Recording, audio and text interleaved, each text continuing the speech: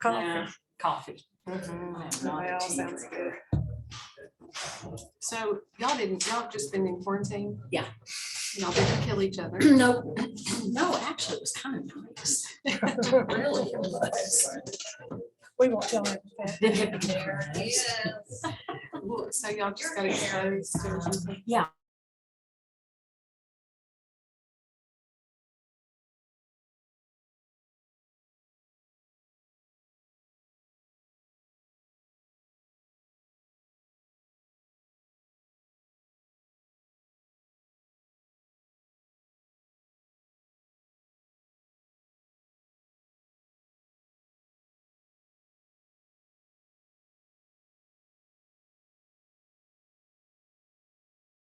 Everyone had flu. Well, how did that, how did he do?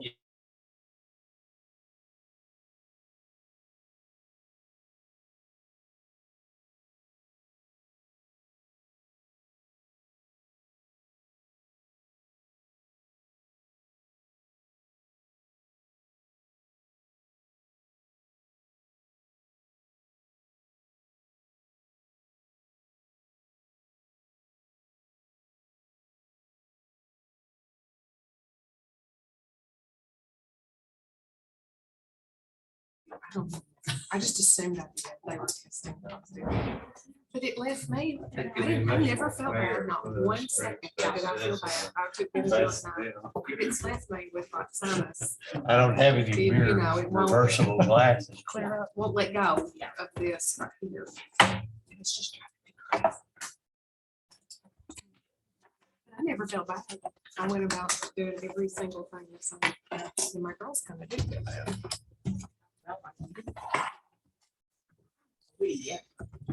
Wesley's had something. What he had? I don't know. Because Ashley had it. But I think Wesley tested negative.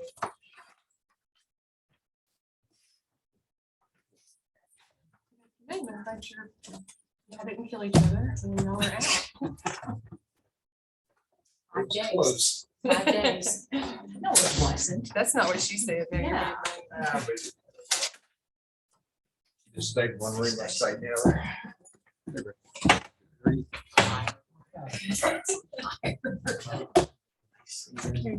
There's 3 little ones over here. I should have thought to rent. No. Okay. No, Not today. Okay. but anytime that- I've got an extra copy of the, Clearing out filing Yeah. cabinets. See the TAUD or certificate they give you in training in Gatlinburg, because they did not send me. I didn't get one. That's Oh, what that's it it. is. Yeah, there's a number. There's a number there. Excuse me.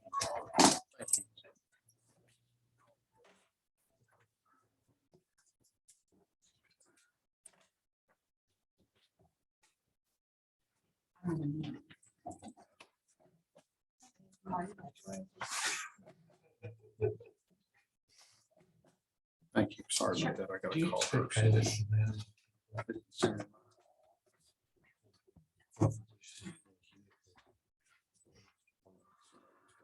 I know I signed up and I was there. I got some files up the line. Before I-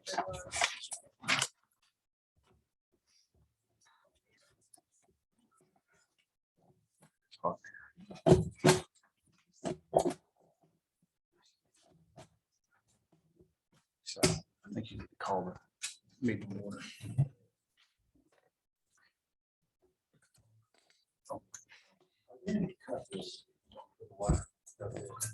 there used to be, but I'm not sure now. I'm not on this floor. now. If not, it should be something. Yeah, there's Well, water they in may there. be in here.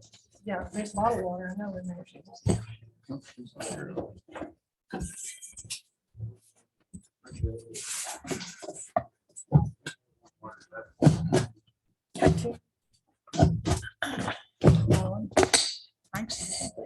Frank's not here. He will not be here. I'll be You're speaking fine. on his Okay. behalf. Perfect. Did you watch it? I watched it. Okay, it's 2 o'clock, and so I will call the Streets and Sanitation Committee meeting order, and I will then turn it over to Nolan, who's going to tell us all about it. Okay, the first item here is consider a bid for street striping. I think I guess it's time to stripe the streets. Over the past several years, we've paved and left the striping out. And we've recently had some complaints about that. And it's been brought to our attention both by THP and other companies locally. So Frank went and got some pricing. You'll see that the second sheet in from Volunteer Striping. We can stripe everything that we need to stripe for roughly $10,000. And that's what Frank is proposing at this time. And this is a bid from the contractor that bid on the county's highways and roads. So we felt like we could piggyback on that bid. I thought it was going to be more than that for some reason. Maybe, I know, I'm thinking of the sidewalks. Yeah. Okay. And So, what we're proposing to use to fund this is actually $10,000 from that sidewalk fund, which is 957. That's at 55,000. So we would be down to 45,000 for the sidewalks, which we feel like will get us through. And I'll talk more about that as our next item. So all right. Just out of curiosity, you said all the ones that need to be done. That's more than just what we paved here recently. And it is. there's a lot of streets that you can't see them. That's right. So any street that doesn't have any striping, marking or anything like that, and those could go back to things we paved 5-10 years ago. Yeah. So we counted all that in it. And the cross stop lines and everything too. That's right. Yeah. Okay, so I guess we need a motion to approve. Do I hear a motion? All right, we have a motion and a second. All in favor? Aye. Motion passed. Okay. The next item, sidewalks. I don't think we got specific direction last time we discussed the sidewalks, and I just wanted to bring it up and make sure that I understood. And in conjunction with that, we do have a presentation from Mr. Lyndon Bissell back there, and he's going to wow us with his GIS prowess. Okay. And to summarize, we've got now about $50,000 or 45, bad at math, 45,000 now in that sidewalk fund. I am recommending that we start down Main Street. And that's based on, we received a couple complaints from, I know formal complaints from citizens on that section. And Lyndon will talk more now about how we're gonna kind of rank these going forward. And he spent a couple of weeks doing a study on the location, conditions and all that we can look at and start to rank these for the next budget. So long story short, I'm proposing that we go ahead and spend the 45,000 on West Main from DC Tire to Hardee's on both sides. That may get us the whole length. It'll be close. Mhm. And then reassess from there for the next budget. Okay. And Lyndon, you want to come up and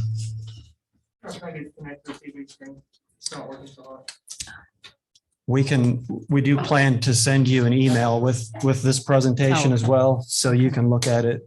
Good. Okay. Yeah, absolutely. Okay. So that was our study area. That's essentially all of our existing sidewalks here inside the city of McMinnville. That is, from my calculations, about 173,000 feet of sidewalk. So we were out there surveying and checking out the conditions of surface conditions and we can continue onward. So essentially, we wanted to try to determine which areas were best for improvement. And as you see from the map up there, lots of things got mapped. You may see some little blue things that are obstructions. Those are telephone poles that are in the middle of the sidewalk, which prohibits people from going in or around them. If you're having a stroller, you're going to go out on the road just to get around it a lot of times. So our goal is to find these locations and be able to quantify which areas has the most of these obstructions or most of these poor surface conditions. And we can run an analysis to distinguish those areas. Go ahead, Dave.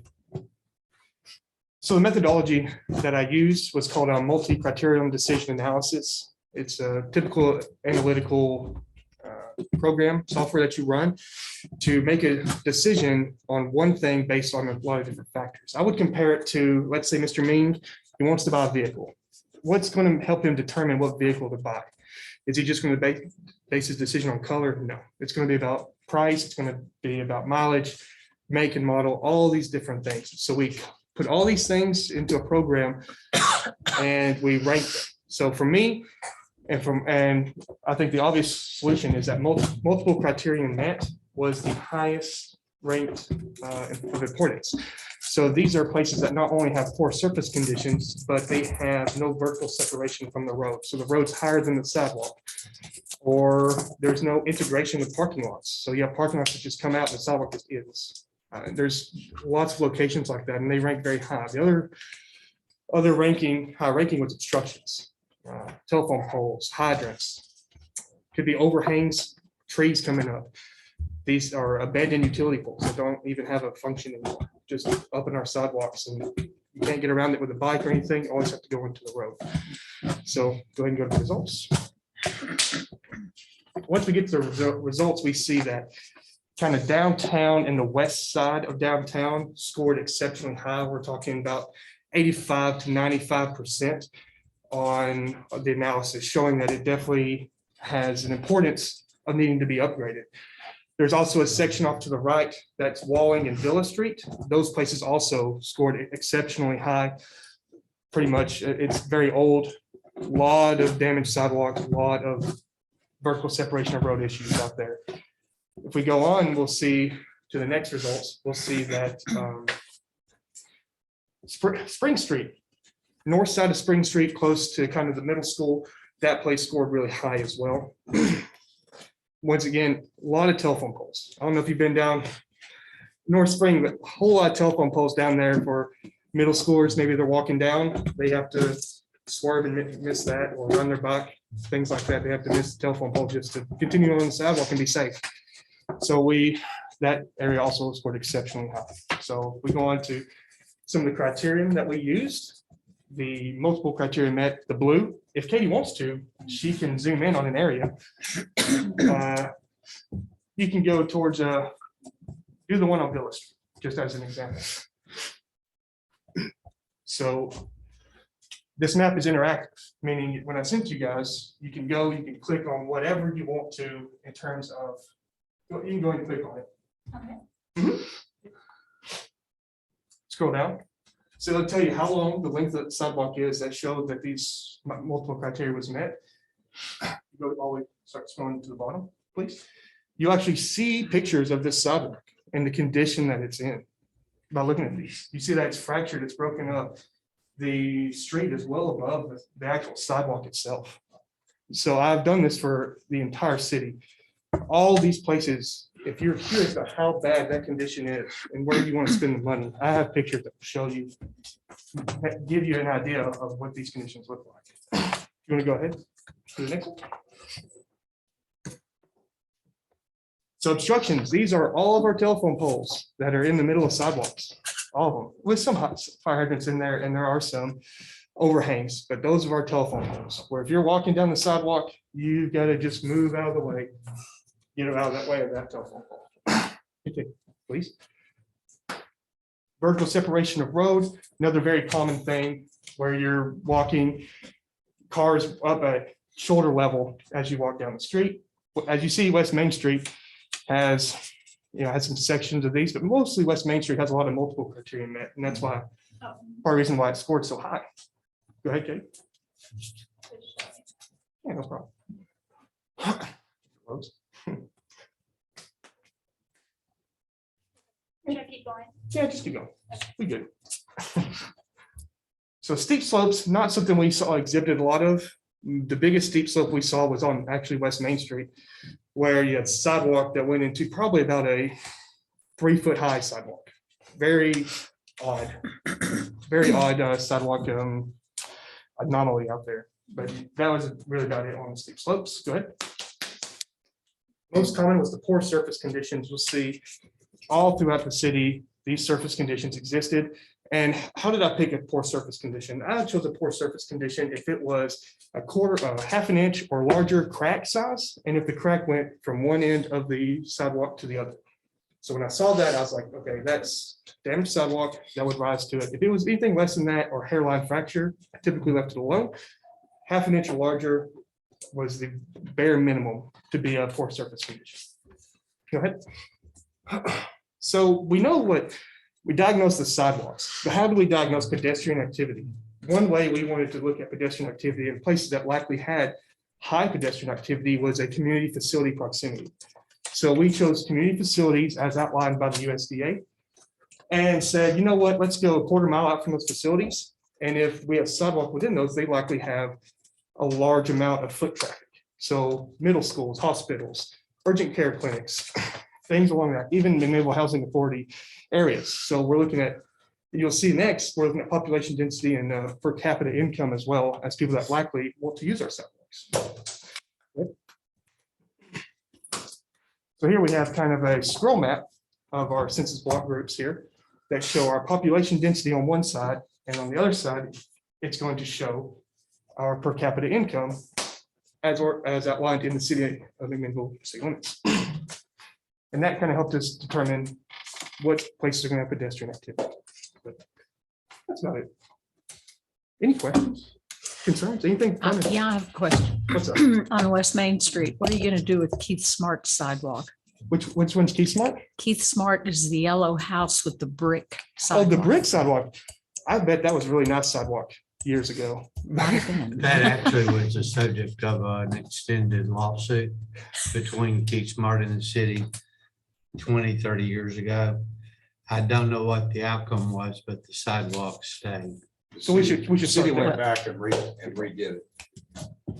Well, City labor did. I know. they did the bricks. Did they ever? There was Did the city do the legal bricks? question What was happened whether was, is they tore it up for some reason. they started tearing it up, They and he started, asserted ownership of the sidewalk. right. And so they went into Chancery Court and had full-blown litigation of who on that sidewalk, the city or the landowner. But the city went back and put their labor into putting it back in there, because I remember it very well. You know,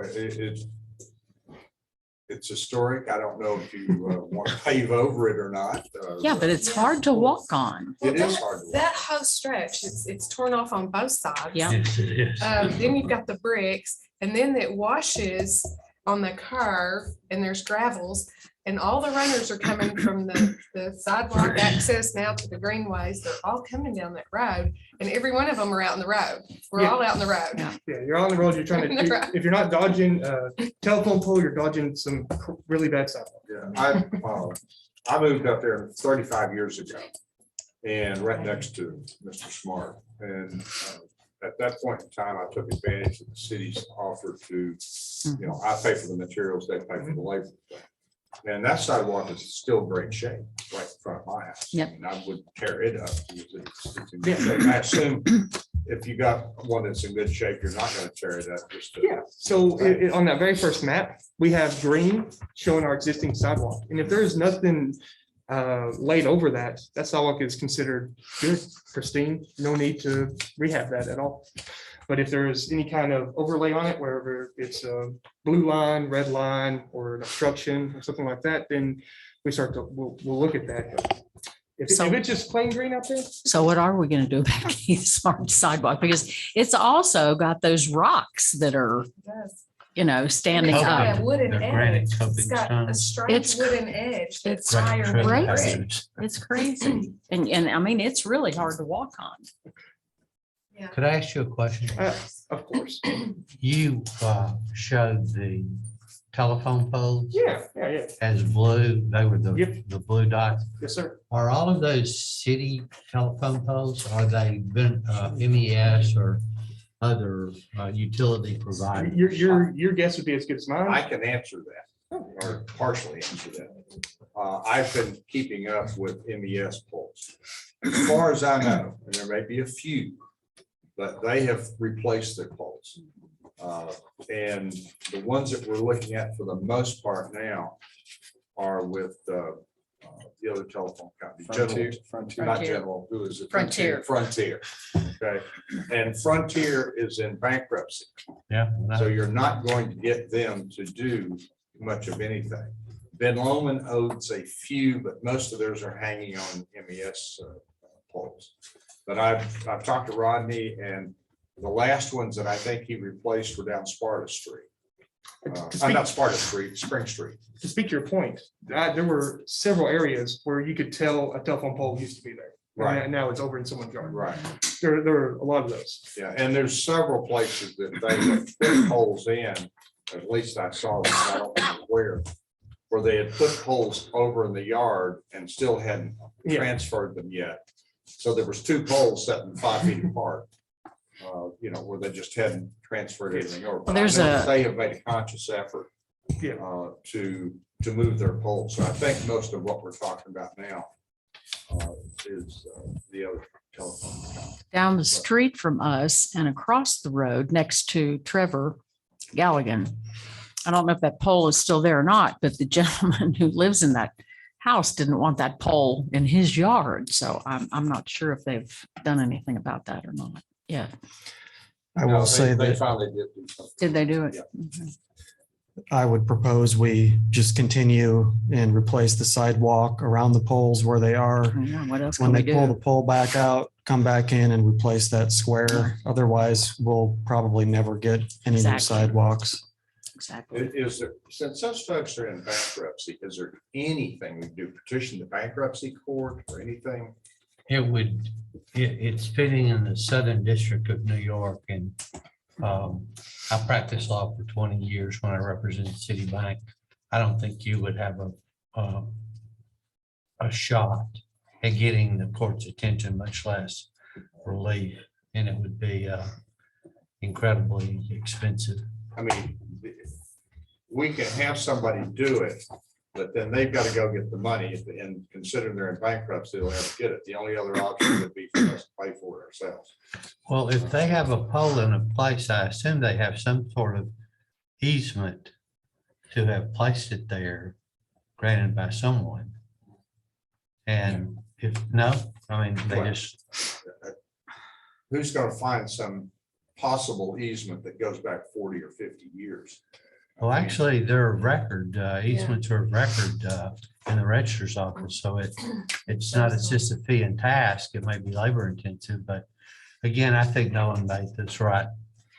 You know, if we wait till you litigate it out in bankruptcy court, we'll all be dead and gone. I understand. I'm just trying to figure out a way to do it, but it's, Unless it comes out of chapter 11, feet first as a chapter 7 liquidation, then all bets are off. We can do probably whatever we want, but we'll just have to wait and see on that.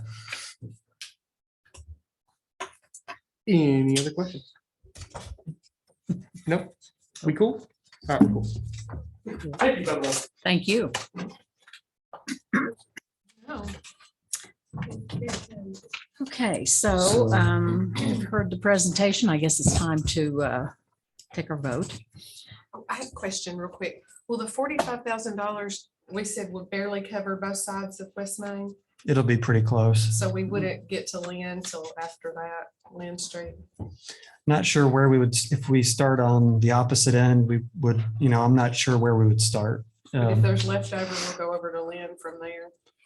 We can, yeah. Or Spring, you mentioned Spring Street too. Is West Main the worst? For all the criteria. yeah. One criteria that we don't have in that presentation is public input and complaints. I don't know how Although we else do to have plenty say. of complaints on that particular stretch of road right there. Yeah. I do have one question. I saw in some of the paperwork that there was an approximate dollar amount put per square foot of sidewalk. Lyndon, can you tell us how many square feet of sidewalk are comprised of both sides of West Main from Lind to Clark? I can answer that question. Okay. It's $12 per linear foot, And how many linear feet do we have there? a total of 4,606. Well, then we're not going to make it. That's a total of 55,000-ish. Not all of that needs to be replaced, so it'll be So close. we're hoping, Yeah. yeah, we'll make it. I mean, in front of my house does No. not need to be. I don't think so. Yeah. When we first started talking about this, I met with Frank and that was where we started this assessment with Lyndon, is looking just at West Main Street and where were the areas of West Main that needed to be replaced and what did not need to be replaced. We thought it went well, and then we decided to do it citywide. And that's kind of what you saw the results of today. But the 45,000 that we have listed is targeted towards the areas of West Main that need the replacement. There are areas of West Main that do not need replacement, but there are areas that are in pretty bad condition and desperately need it. So that's basically to look at it as targeted dollars to the improvement of that street. But again, my question is what's going to happen with Yeah. smart sidewalk? I mean, I don't think we have it answered yet. That's a good point. Love to know. That we should look into it's awful. and try to figure out a solution for that. Yeah. I'm not sure of exactly even how that scored on Lyndon's. I'd have to go back and look at the exact property. Yeah, I mean, basically the results were that, yes, we can do with the 45,000, the worst parts of West Main. And Do then we we'll, own sidewalks or do homeowner own sidewalks? That was the issue in the Smart Yeah. case. So I'll reach out to Keith and get a copy of the judgment in that case, and maybe it will enlighten us. I've always heard that the city owned the sidewalk, but it was the responsibility of the homeowner to keep it maintained, but It varies widely from track to track. Some streets and roads call for 30 feet on either side of the center line. Some, it's just all over the map. You can't state a broad principle as to how you determine ownership, except looking at each individual track and the derivation of how it was acquired by the city or how it was dedicated by the public. Any more questions? All right, One of the comment, DOT claims, I know because when the duplexes were built on Main Street by Michael Griffith and Pat Brown, DOT asserted when they were doing that construction that they own not only to the edge of the sidewalks, they own the sidewalks themselves to the front door of those two properties that were built. They wouldn't even let them overhang, New Orleans type balconies on the second level because it would infringe on DOT right of way. Does that mean that they replace our sidewalks? I don't know. Actually, they don't. We've asked. Yeah. They own them, but they're not going to replace them. That's right.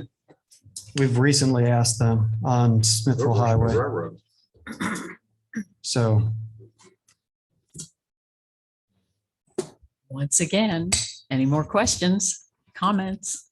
All right, we need a motion. Well, what are we motioning? We don't have a contract, so we should motion maybe to put it out for bid. Public Works is going to do the work. Okay, we're going to do it. We're going to do it in-house. So we're just allocating money to Public Works out of that fund. Okay, fair Yeah. enough. Thank you. That's currently in their budget. Yeah. So do I have a motion? So moved. Second? I'll second that. Thank you. All in favor? Aye. Motion passed. Thank you. Okay, the next thing we have is purchase of vehicle for animal control. Let's see. uh, purchase of service truck for animal control, the price from the state contract number there. They've got $25,000 budgeted, but the truck price is actually $28,823. So there's a difference there, and he's requesting that the board approve that. I think the finance chairman said we'd put that off for what, three years now or something? I think so. I know at least two. And we can find money in the budget to do that. Definitely. They've got some extra. Does that include the cages and stuff, or are they going to be transferred over from the other one? I asked that question one time, they were going to transfer the cages over. I think that's still the case. Yes. I didn't know if this came with cages. I think it's just the truck itself. Yeah. If they've got extra that will cover that $3,800. That's right. But I know we have talked about it in the past. Yeah, whether or not have to amend the budget for $3,800. Right. I know of a couple things that they have stayed under on. So Okay. So is there any discussion, any more discussion, put it that way? Anyone? Okay, so do I hear a motion to purchase? So moved. And I'll second. that. Motion and a second. Okay, all in favor? Aye. Aye. All right, motion passed.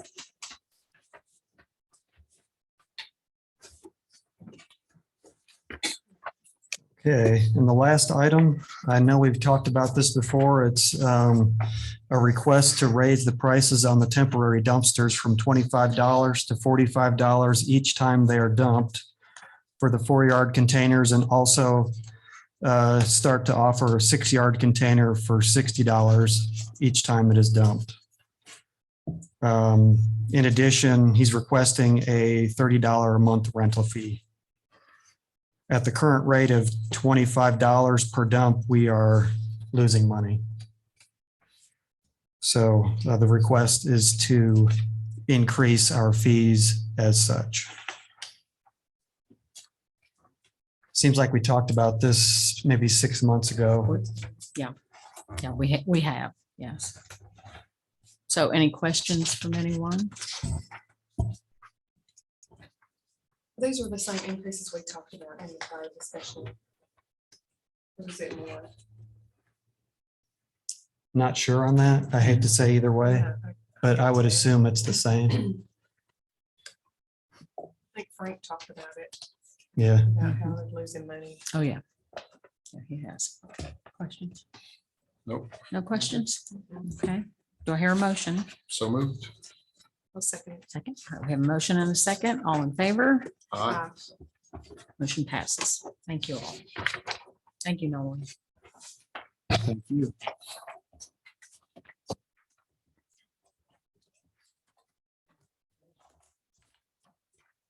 Guess I better close this meeting. We're adjourned.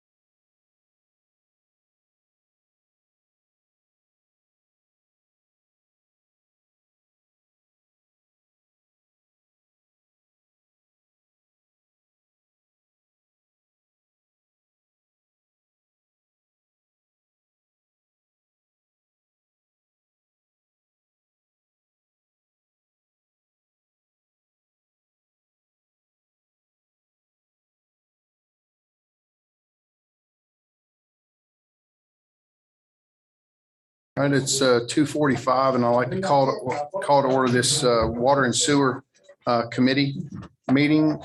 We're here to discuss several items today. One of them is to consider the water plant upgrade contract from James C. Haley. And Zeta, are you gonna? Well, and I'm sorry that this came up today, but I was just looking at this stuff. And at this point, what I think that I need to do is I think that maybe the committee needs to get some questions together for your firm, because the language here in the description of modifications basically says that the engineering fee and the inspection fees are lumped. They're together. They're separated on your budget There's- that you presented. Well, correct, they are, Okay. but there's, and again, I don't mean to disrespect No, anything that y'all are No, we doing. just need to clarify. Ricky and I had a discussion a few minutes ago, and he said that if we decided to do the inspection differently, then we could do them differently. But the verbiage in this contract, the description of modifications, basically says that the engineering firm is deserving of the inspection fees if we take the design contract. That's what it says in the description of modifications. And I am not 100% clear on all the funding, but I know you're doing some SRF funding and stuff for this, and they don't allow in-house inspection, if I am correct on that. I think you're going to have the inspection done outsourced. Okay, and that's fine for me, but I think that just maybe because I'm getting old, I can't track as well as I should, but I think I should probably get, the committee should get together, put a list of questions together that we can get to y'all, and then have you come to the next meeting. That way we could bundle this thing up tight and then pass it on to the full board. I feel right now that if I didn't do it that way, that I wouldn't be making an informed decision, or we wouldn't be making an informed decision based upon what Ricky and I had spoke about and what this says. And I want to be sure that we do it right. It's a lot of money. And I want to be sure that we know very well what we're doing before we refer it to the Okay. board. You just let us know. Okay, One question that she did ask Nathaniel, because I know sometimes when you get like this state revolving loan, they may not allow that. I- We're paying for that just out of city funds. I understand that. I think that's a decision that, I think that's something that we have to have. That's a discussion that we have to have internally. And so we need to know which way we're going to do it before we accept the contract. I think we need to have a little bit more discussion here. Okay. Does that make sense Oh, to you? that's your choice. I mean. it's your Well, I mean, decision. what do the committee members Absolutely. think about this?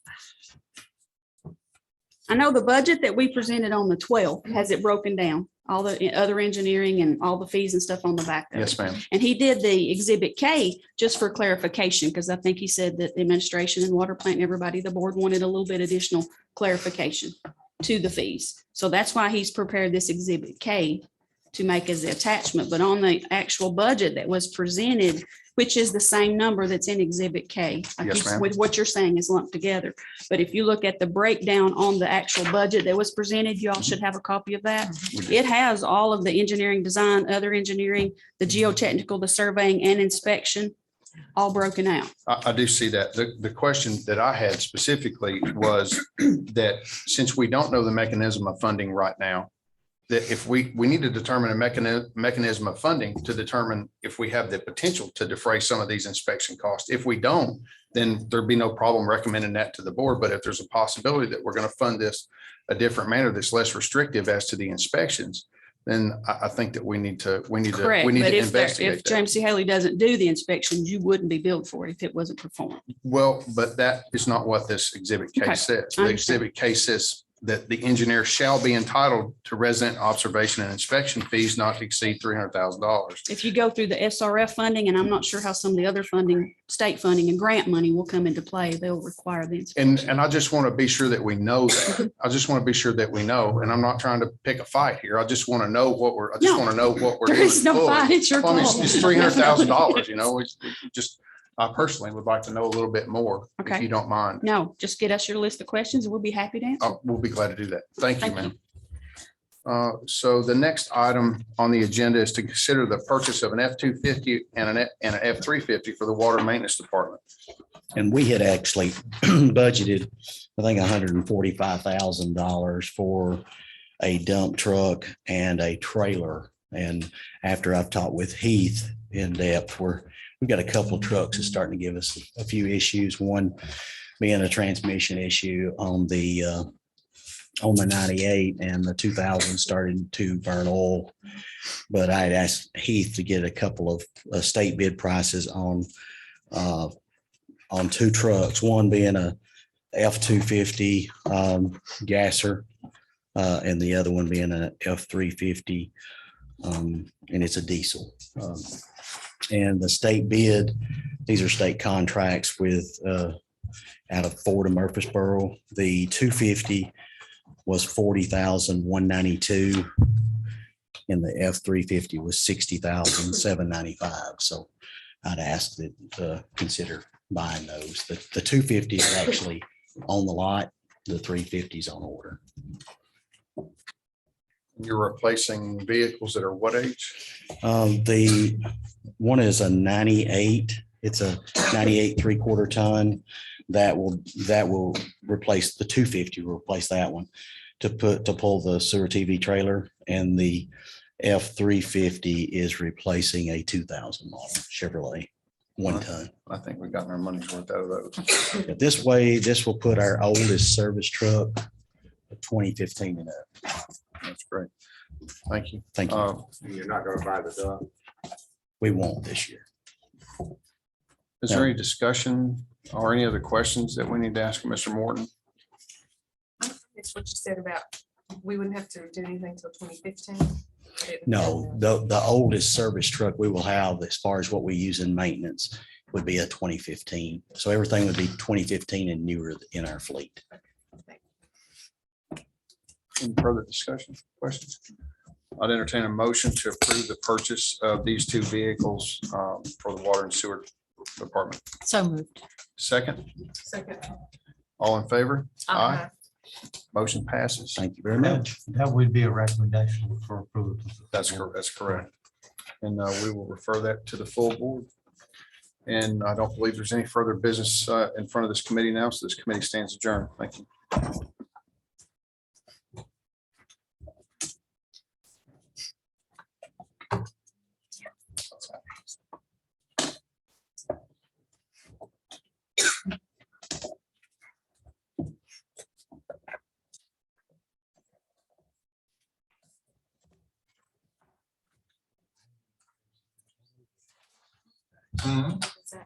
Yeah, obviously, well. He ordered one in the last budget and it still hasn't come in. Keep saying, well, we'll still deliver. They may be. It may be 2 years old. Exactly. I tried to purchase 2 sedans for myself. The ones that I tried to buy, they didn't have them. They canceled the production of them. So my third option supposedly will be here before the end of the budget. Why did you let them sedan over 4x4 SUV? I just hardly ever would need 4x4. Really, I would say most of our vehicles, we don't need 4x4. Really? Maybe like. Well, you grew up driving on that. That's true. Around here, everybody needs a 4x4. Front wheel drive is good also. It is. Yeah. It's great. $87 more like a 2007 Ford. Which is up to now. From the driver, you know. Yeah. I would say it's, if you've got a truck with nothing in the bed, it's 4x4 versus a front wheel drive car on ice or snow. I would take the car. Yeah. We just quarantined since last Sunday. Never got any symptoms, never tested positive. No, we did quarantine Sunday. That's when I Yeah, got well, exposed. We did it Monday, starting Monday. Yeah.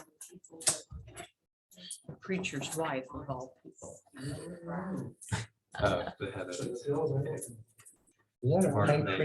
that a Patriots land? Do you know Ben? Yeah, Beth and I, I'd I'd rather have a vengeance. She'd actually write University of Tennessee training room, athletic training room together back 20 years ago. Oh, for heaven's sake. And Tennessee says Emily Stefanik said, hey, there's a PTA. The Hammerback. You should talk to her about working at your clinic. Yeah. And so I Facebooked her. I know you. And I was like, They are so nice. yeah, They really are. great. We're lucky to have them. We are. Athletic trainer. Oh, yeah? Yeah, going back 60 years.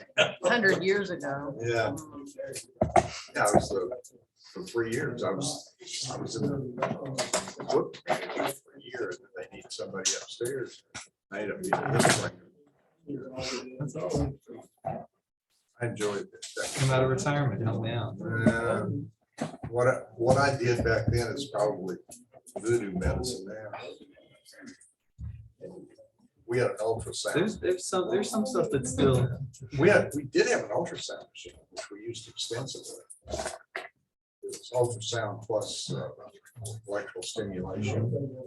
Yeah, say East, that's where I use more than ultrasound nowadays, but when you're in training room and you have all the time in the world and all the resources and free labor and all that, you tend to do a lot of stuff that.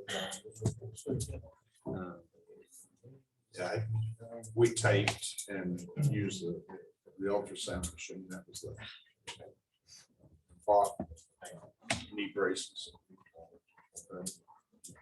And have it work.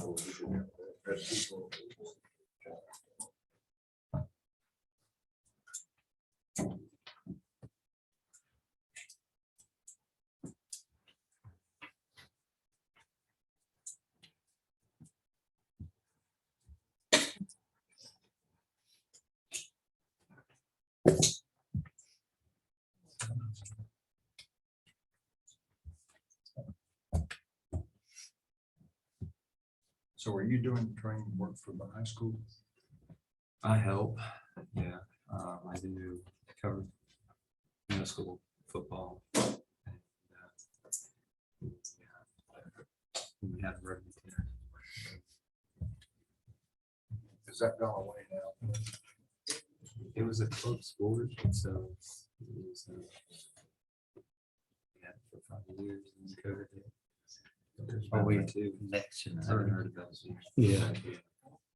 So, that's. Is there a state competition for that? Is there still snow in the forecast? Sort of rugby. Yeah. I think it's It's 2 to close. 38 I mean, I guess inches. there is a title. I mean, there's state It'll be somewhere in there. football and basketball and stuff like that. I've heard 4 to 8 inches. Is that fake news? It's, You didn't hear I don't know, Tennessee Valley Association. So it's a private. Hobbs admit it's fake There's news. some fitness group, the rest were players. Round of in the the middle of Chattanooga that. rugby team. I guess there's That tells you something. They drive an hour and a half just to run. I mean, they're pretty obsessive. Yeah, back then.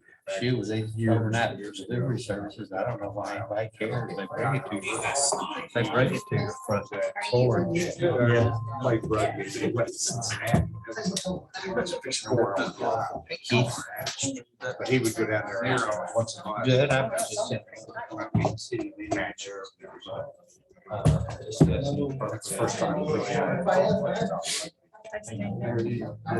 And I went down there one time with him and watched the game. That could be sort of brutal. if you're not careful. Yeah, it's a good sport to learn. It's just like wrestling. You know, football players should, because you learn how to tackle. Yeah, You can't use your head. You can't just football hit plays without somebody. official pads and everything. Yeah, and our football team has gotten better because we do the hawk method, which is a rugby style method where you're not trying to necessarily hit the guy on the ground, you're just trying to hook him. Yeah. And then you take advantage of it, and then by that time, you got 2 or 3 other people there. It's and it doesn't, when I first started doing it outside, high school, it was like I hasn't answered yet. Oakland, seagulls. He's all those always on. things. Yeah, he does. He's always. And He's just one of the nicest guys. they have a chance. They slow the ball down. They just might get it first mark, and then on the first down, but it's not a runaway play. So Yeah, it's much. Well, did you miss us? well, they had bigger guys to do for that. Of course we do. They just got a heck of a place to sit from out there. Yeah, I can sit in your seat. I can sit in your seat. We're quarantined. I want to see your son down. That's interesting. I think that's the challenge too. We have more kids. Socioeconomic, it feels like when they get of age. It's just like-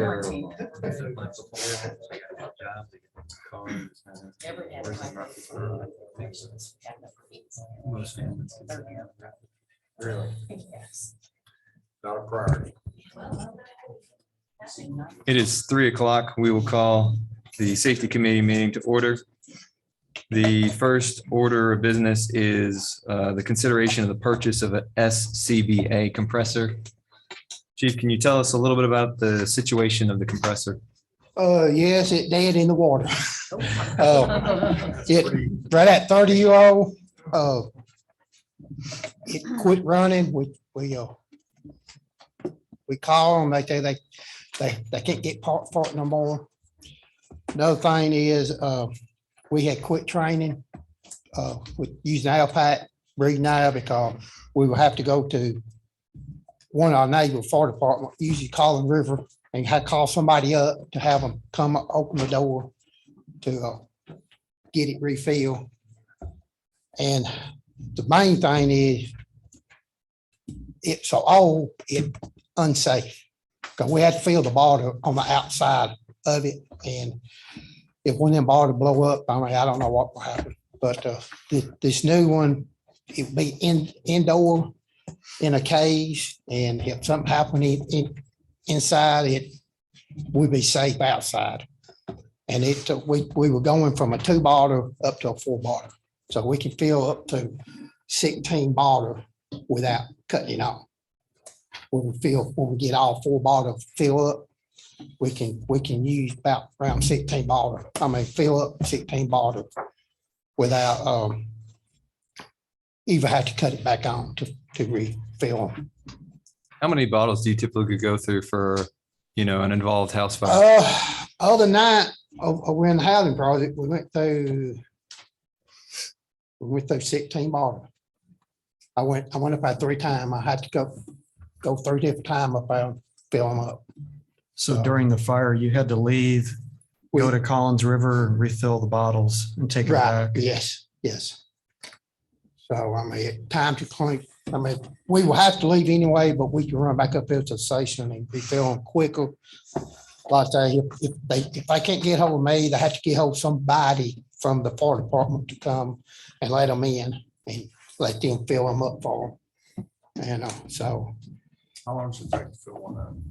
it won't take but maybe 2 minutes. You have to fill them up slow because if you fill them up fast, it get hot. And then when it cool back down, the air will go down in them. So we usually cut it on and let it fill, take about 2 minutes to a bottle. So, but we can fill 2 at a time. So, With this new one, you can do 2 at a time. well, we can do 2 up there now, but this new one will have 4 big bottles that we can get the air out of for the small Or you can bottles. take it with you on the truck and refill them on site. No. You got to stay right there. But we can run back and forth, fill them up, But you don't have to fire it up you can fill them out the other bottles. yes, we can fill them up. Like I say, we can fill them up probably around 16 bottles, maybe more. I mean, cause this, what we got is 2250 and we're gonna get a 6,000 pound. This new one will be, so it almost double the pressure of it. Collins River doesn't seem like it's too far, but when you're in the middle of an involved house fire, Right. Those couple I extra mean, miles. if it been across town, them apartments, something over here now, yeah, he'd take a little bit longer for us to do. And one of the concerns that you just brought up that I think is important to note is that how do you train? I really don't feel like we should be training in the middle of a live fire. We want particularly the candidates and the newer firemen Right. to get that experience and that training. And get all some of the the new experience. ones ain't used to breathe now like some of us old is. And I mean, we need to train with them more, get them used to wearing a mask and breathing air and they've been doing it, but they've been doing it without air. I mean, they've been leaving the pack on and going in and doing some training with wearing the pack itself, but not breathing air.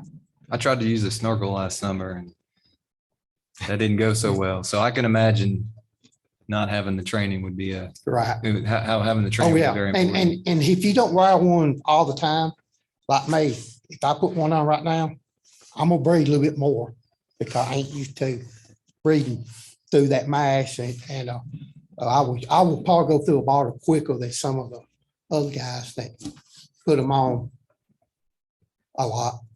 Was as I recall, I do believe this item was one of the things in the grant that was applied for. Is that correct? I think they did put it in the grants. And Yes. so one of the hopes was that, the grant was a $595 that, this expensive piece of equipment would have somewhat been discounted or supplemented by the grant. But in the light of the knowledge of that ours is down now completely and the training, it may be something for the safety committee to consider purchasing outright at this stage. Yeah, if we buy it now, grant's gone. Because we can't go back and I don't think we can go back and take the grant and then not buy another. It will not have. It was actually not in the grant. It was in the first one that we started to apply for. Then we realized we couldn't apply for that one, so we moved on to the second grant. Okay. And it was not included in Okay, that they one. took it out. Okay. Okay. Well, all the more reason that we need to move forward. We still put it in the budget. If I remember. That's right. We did. We did. We put in 45,000 in the line item. And in this bid is for 59,000. Is that correct? Yes, 59,525. And it will be on a state contract. We're going through NAPCO with it. You got 10,000 someplace. I do. Yeah, I can take it out of I believe we can take it out off turnout line item Okay. because I cut back, not mine, so be turnout this year. Can still buy some, but Buy not as some, many. right, yes. What other money we had left over, I could put it toward 3-4 set, maybe. I'll make a motion that we purchase the compressor or recommend the board we purchase it. No, we don't have to do that. It's in the budget though. Yeah, you should do it if it's, Anyway, I mean. Well, looks like we've All right. got Thank y'all. we got a compressor to get a hold of. We'll bring that. Will that be brought before on the next 25th? Fantastic. Thank you. The second item on the agenda is consideration of pricing for vehicle uplifts. Chair recognizes Sergeant Lane. Yeah, before your request to approve a bid from Truckers Lighthouse in the amount of $22,145.50 for installation of police emergency equipment and lighting in 3 of our Ford SUVs. Or actually, they just picked them up yesterday, so we have them on the lot here in the city. This upfill will include light bars, front push bars, lighting, siren controls, and consoles for mounting and prisoner petitions. Truckers Lighthouse holds a statewide contract for Wayland emergency lighting. We've been using Wayland lighting products for almost 20 years and also dealt with Truckers Lighthouse for about the same period, and very reliable equipment and had good luck with the vendor as well. This quote, I run it through finance, Ms. Durham. She said that contract looked good, so I request approval of it. Any questions for Assistant Chief? Just in the budget too. Yes, actually, we had budgeted $8,000 a vehicle for the upfit, and this comes in, I believe, about 7,400 vehicles, so it's under budget. We couldn't salvage the lights and everything off the old cars. No, actually, well, the cars, of course, these are SUVs, it wouldn't fit, and after about 10 years of use, 10, 11 years of use, or it's pretty much the equipment's wore out and obsolete after that time. I'd imagine there's probably from the sun and the changes of the plastic and Yeah. those sorts of things might affect the And it just- visibility of lights. Yeah, it just really won't fit, from a car to an SUV, and these vehicles that we're replacing are 10, 11 years old.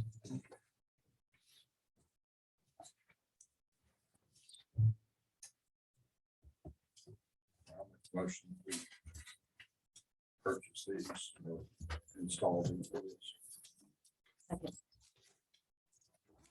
I agree. Any further discussion? Thank you, Assistant Chief. We have two more things on the committee. I'd like to skip to D, which is discuss a request for a general audit of the police and fire departments. This is my recommendation, so I'm going to clarify just a little bit about what I mean. And it's not so much that I'm looking at an audit. Every year within my personal business, my business partner and I, we review our policies, procedures, and guidelines and go through them and ensure that they're up to date. It's just a good practice. We're going to be rolling them out to our team this next month. And it just brings everything up to speed. We're getting new equipment. We've gotten some additional body cameras. How does that play into the role of the procedures? New equipment such as the SCBA. How does that operate? Who does that? How does that happen? So those are new pieces of equipment that are coming in these departments. So it's my recommendation that the departments led by the respective chiefs have an external review, an internal review, and an employee survey. Employee survey is really helpful because it brings to light some things that we might not have thought about. Oh, hey, we started doing this. Can we get some guidelines on that? The external review, and I say review because I don't think this is something that we need to, that we're looking as an audit standpoint, but a review of, do we have other chiefs that could review over it? So we can make sure that we don't have to have a significant cost to this process. And then an internal review from the leadership at the level of each department. So that would be my recommendation, that we empower the Chief Mosley and Chief Kendall Mayfield to go through that process with some assistance from leadership of Mr. Mang and Ms. Rutledge and anybody else that fits into that utility. Were there any questions from my suggestion from Assistant Chief Lane or Chief Mayfield? No, I don't. Do we know how many dollars or man hours this thing is going to take? Well, if it's done every year, it doesn't take that long. It's one of those things that I think this is, I guess the first year we determine how many man hours it does take, but every year after that, it should be significantly less. We approved your police department, at least. We approved a procedures manual at FOC just several months ago. Well, in 2017, we approved the policy that we operate under right now. That was the last time we did. Yeah. And we're in the process of going through it and updating it during the time period between, sometimes the chief issues general orders for day-to-day operations, usually run by the chair of the safety if we do make changes, and then we have a comprehensive review of the policy manual, take to the city attorney, and then it goes to the board. So that would answer yeah, what you're looking for then.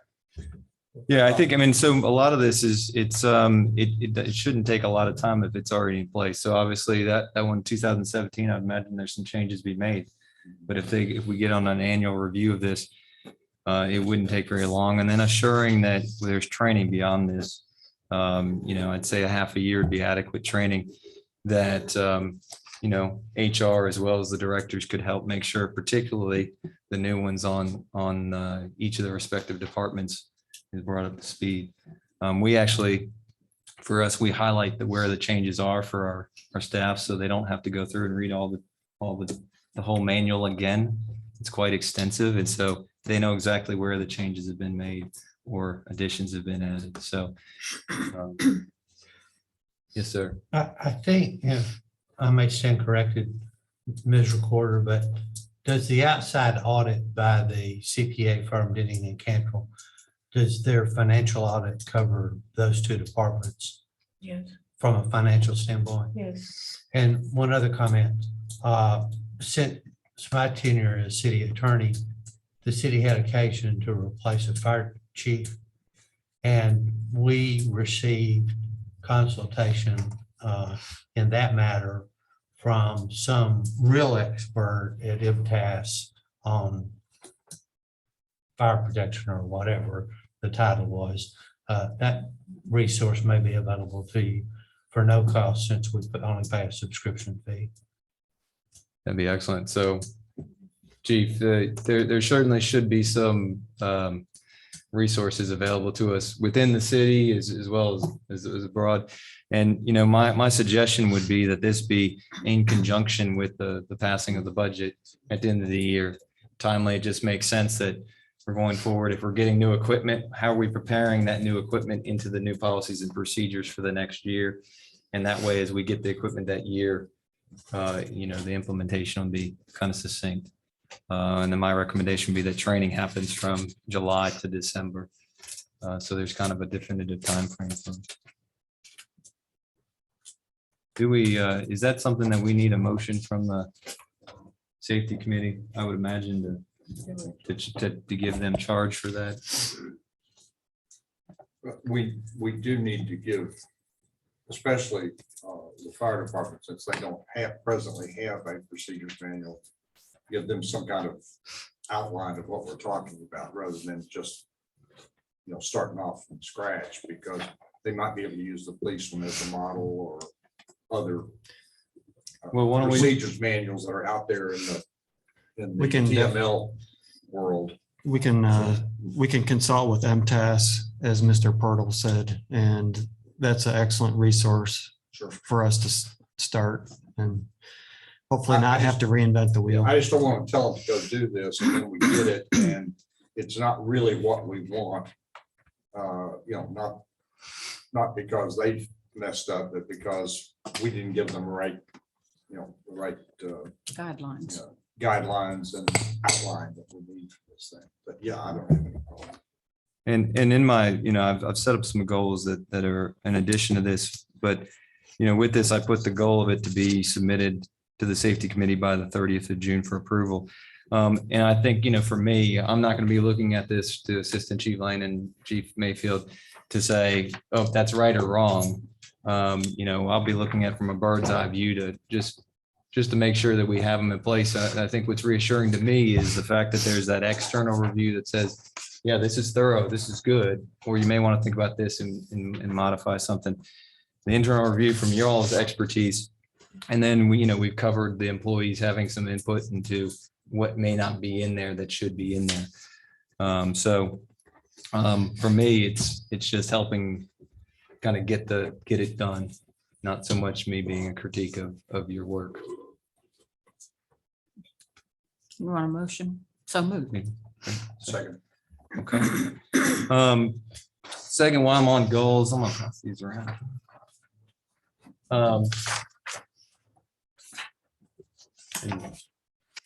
Chiefs, I've got some for you all as well.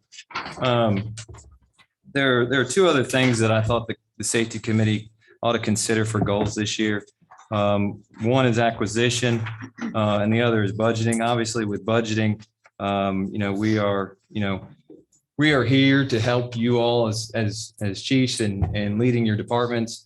We want to make sure that as we go through, help you prepare your budget in accordance to the needs for the finance committee and the full board. The other goal is related to acquisition. There's been we obviously need to be looking to the future for an additional ISO rated rescue truck.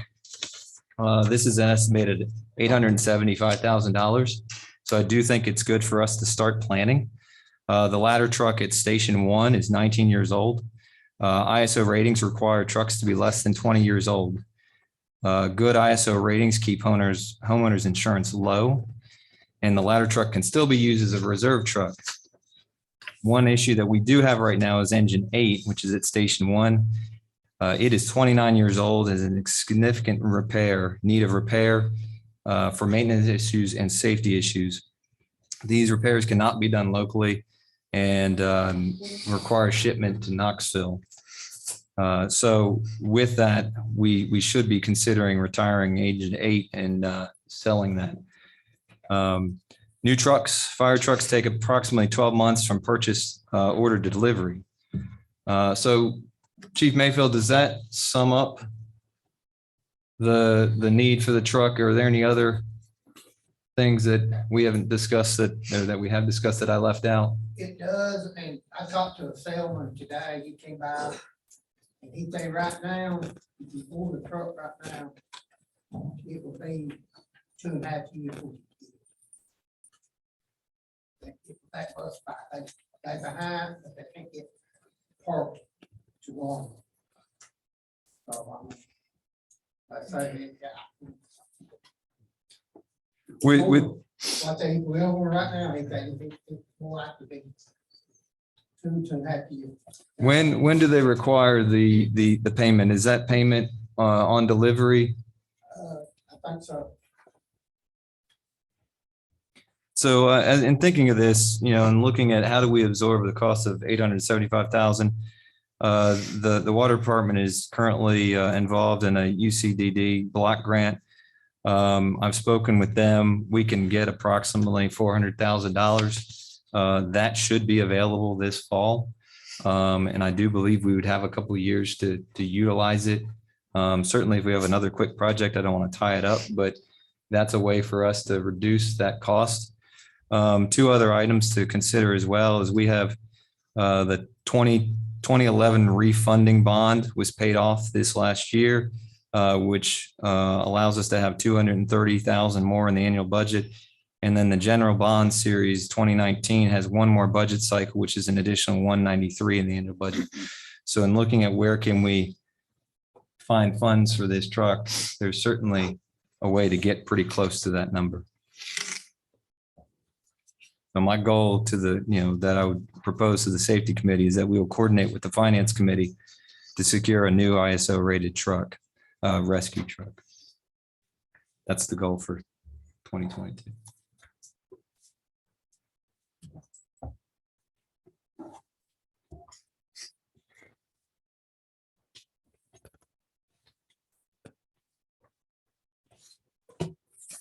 Does that sound okay with the committee?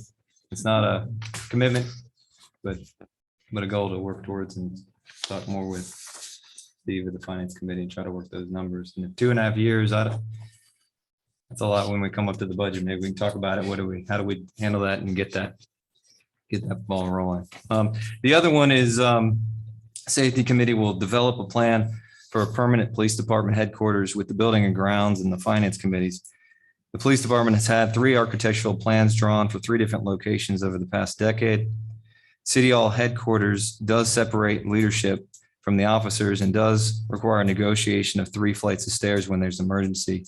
I would imagine there's other of challenges, but those are the kind of the highlights that I thought there. And then something that I would like for us to continue that conversation in 2022. So now on to the last order of business, and that is discuss the post-road traffic study. Assistant Chief, would you like to shed some light on that report for us? I apologize for the delay in getting the data there, but the software updated and it actually has produced a better charts and graphs for us after that was done. But the police department put out the speed monitoring device on Post Road. I think it was one house east of Sunset Drive for a period of December the 31st through January the 6th. It monitored a total of 5,521 vehicles, and they were ascending and approaching, so it got them coming both ways. Some of the data that we got from it showed that 87% of the vehicles were going under 35 miles an hour.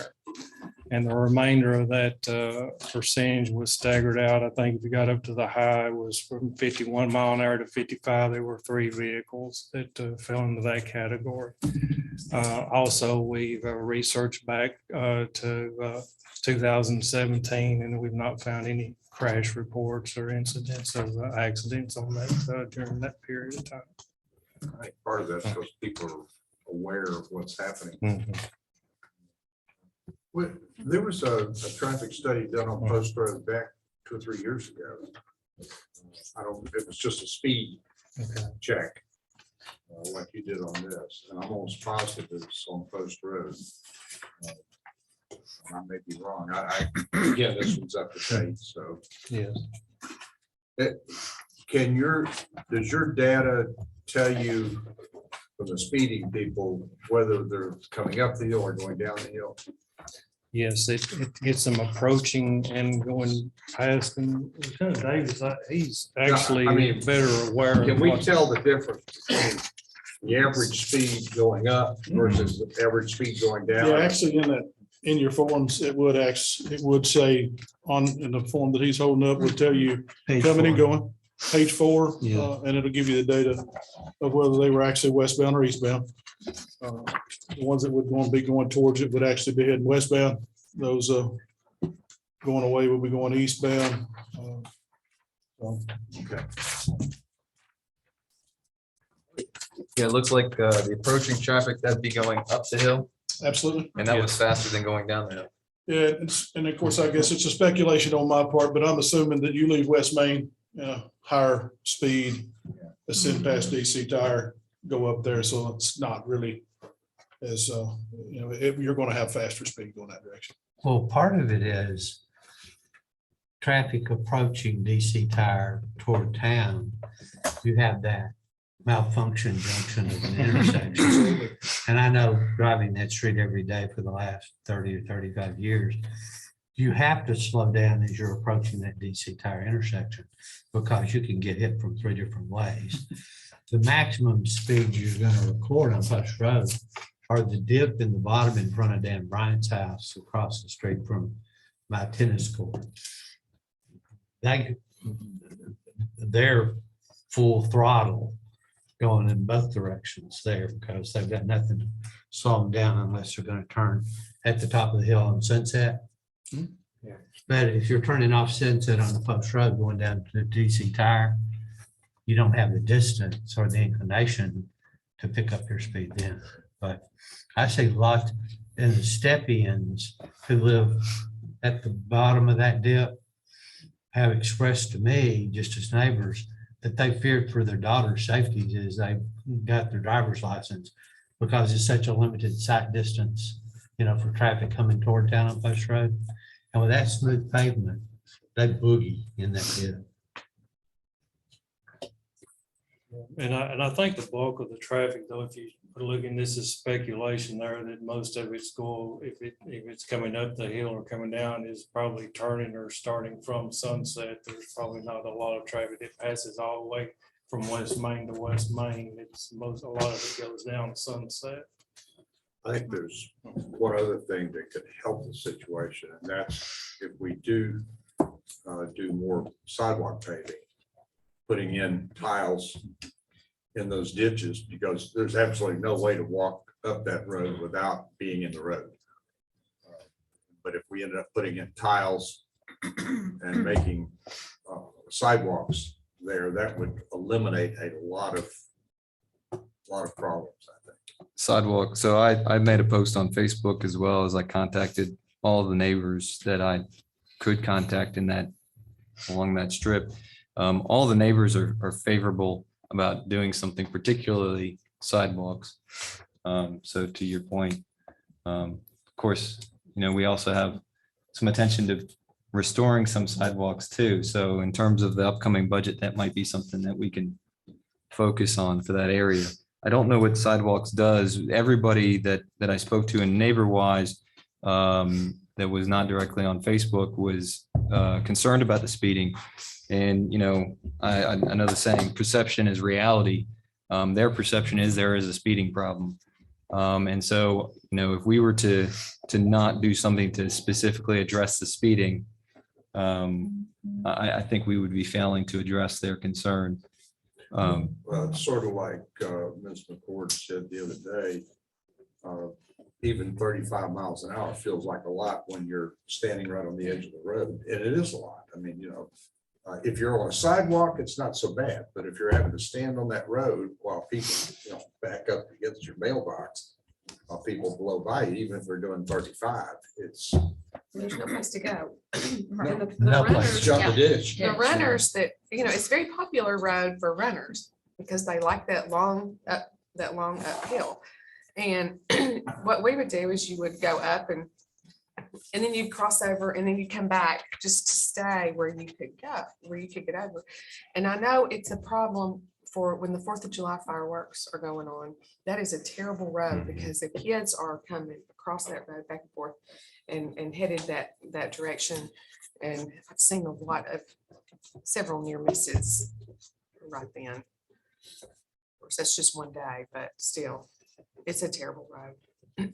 So one of the other considerations by Ms. McCord, as well as some others, was a 3-way stop at Post and Sunset. I have driven a number of times since that recommendation up Post Road and literally pretended there was a stop sign there. And every time I knew there was a stop sign there, I drove slower up that hill. My average was, instead of doing 32, was like 28. And so that anticipation that I'm gonna have to stop at the top did slow me down because I knew I couldn't just crest the hill and come over. So that is another alternative, and certainly a less expensive one. I would like to see a sidewalk there myself, but I know that will take time and we would have to budget for that.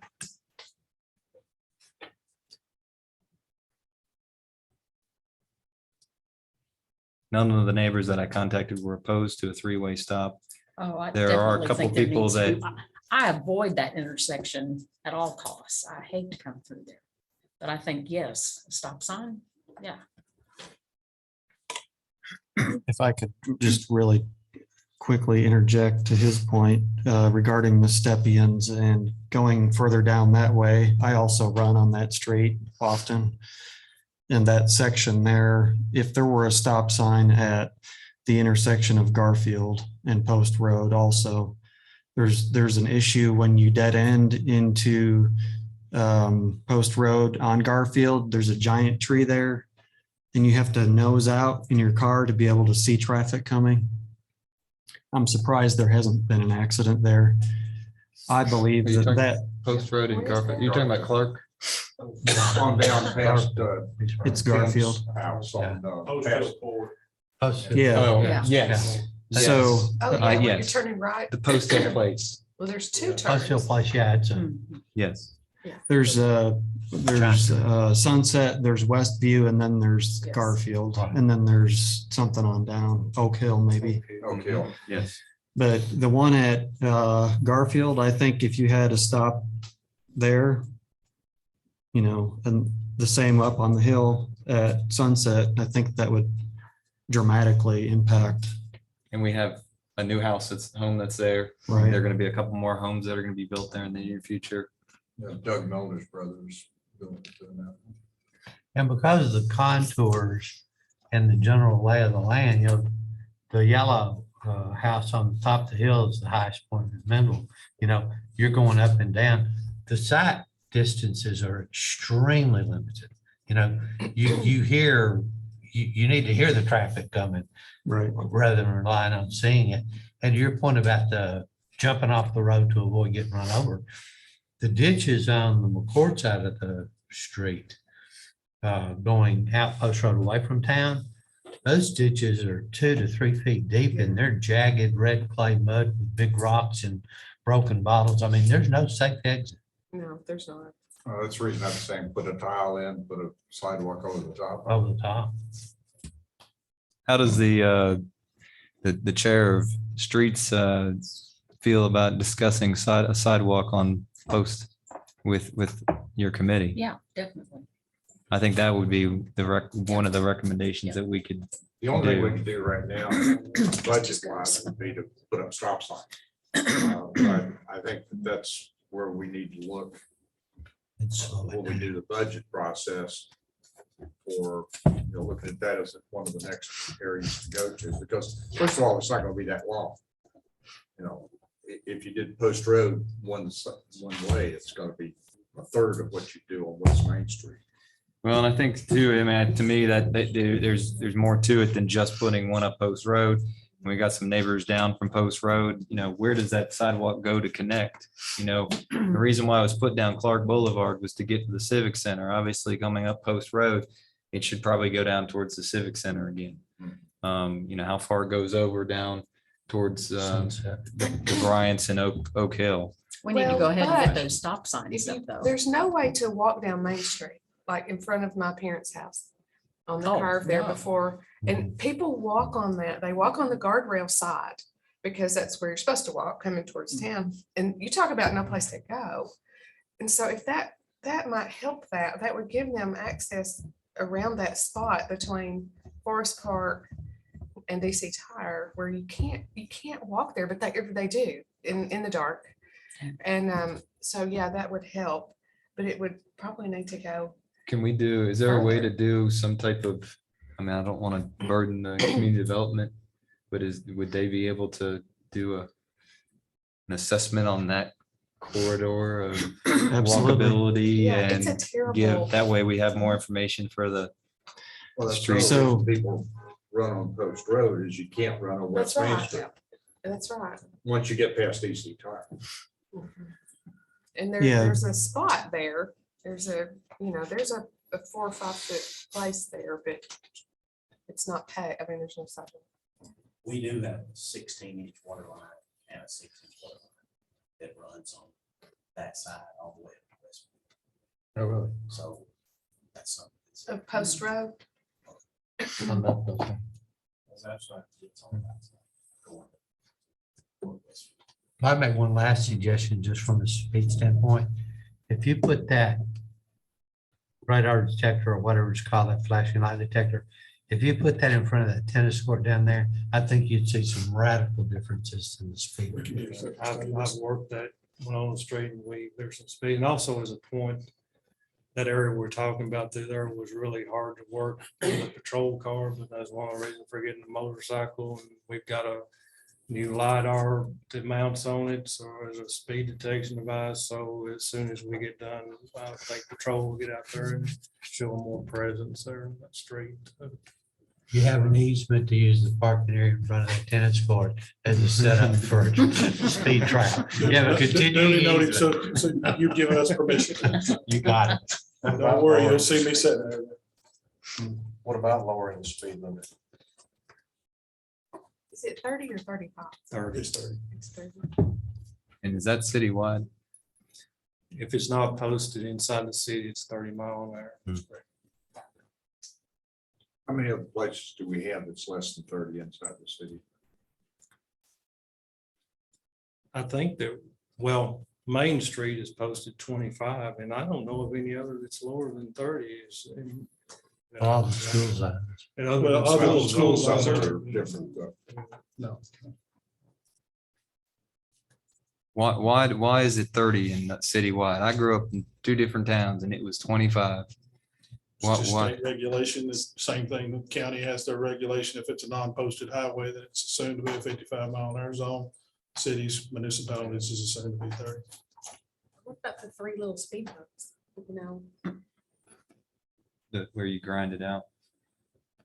The rumble strips? Yeah.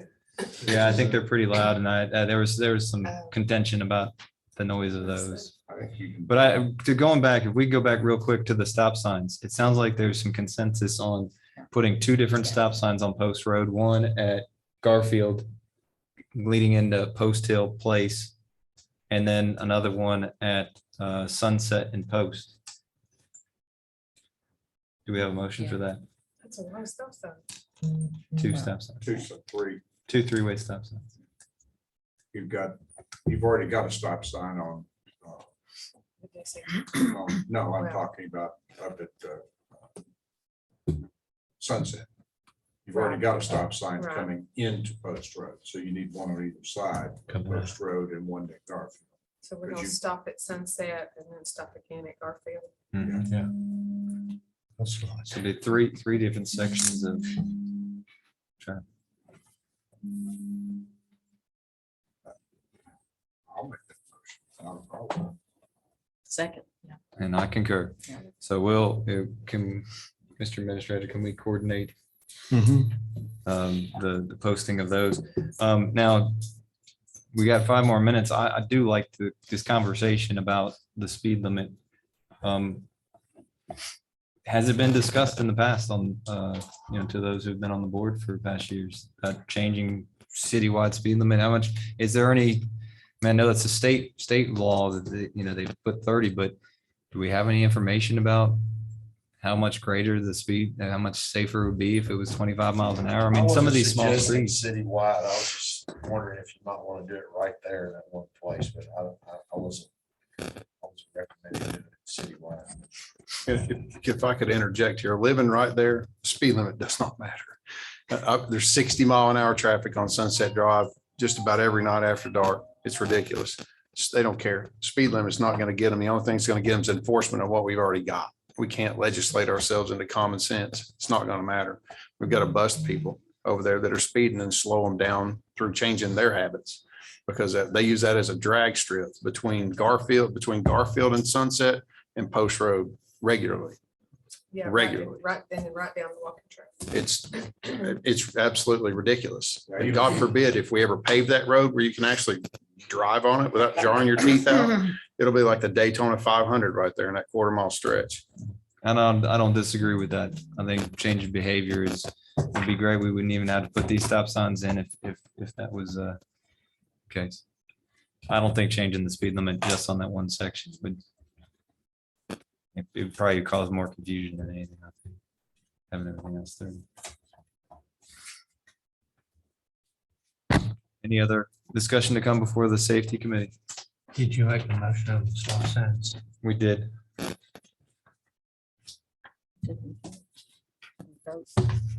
I thought we did, but I don't know if we voted. We didn't vote. All in favor? Aye. Aye.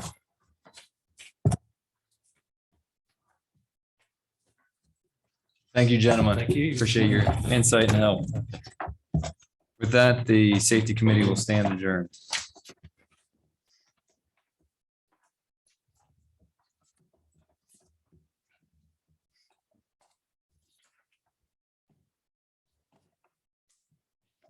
Each bar responded. Good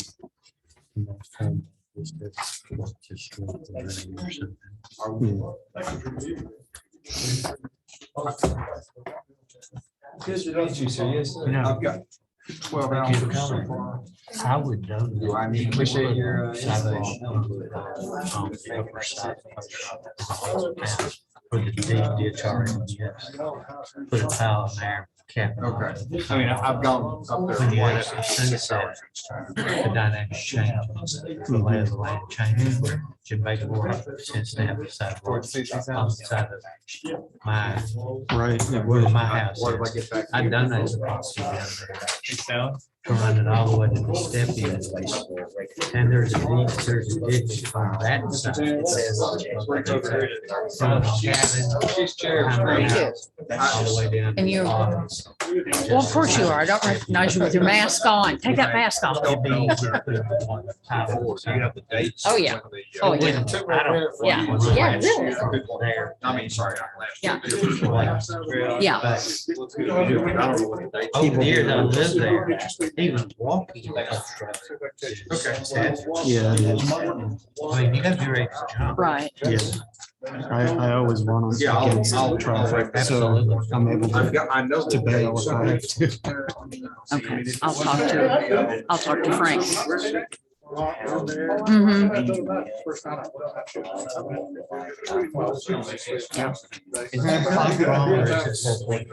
No, it's 3:45. I'll talk to Frank. I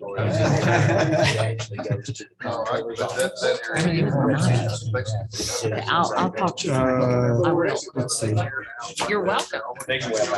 just these two.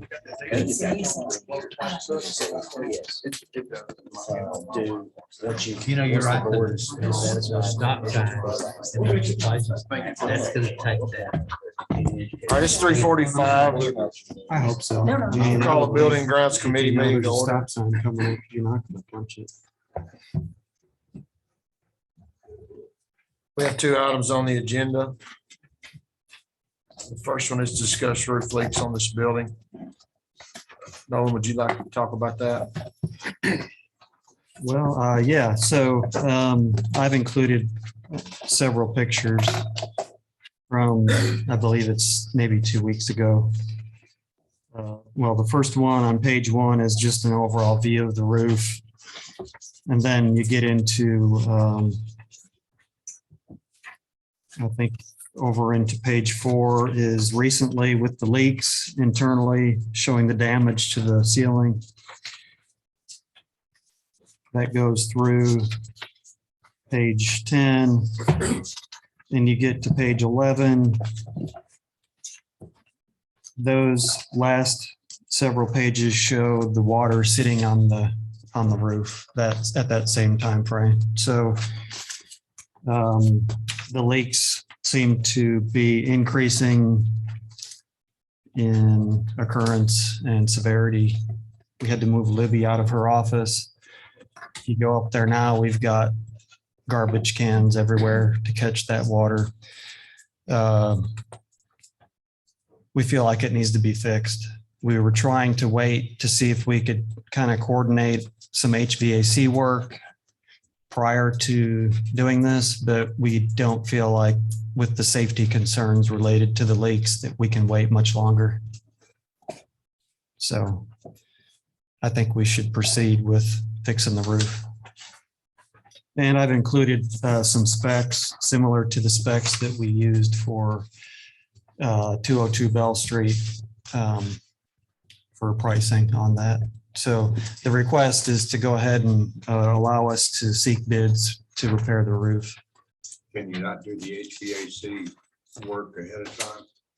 It's $800,000. Yeah, we're looking at a pretty big project and the time frame to get it done. I think it would probably be a year out if we waited on that.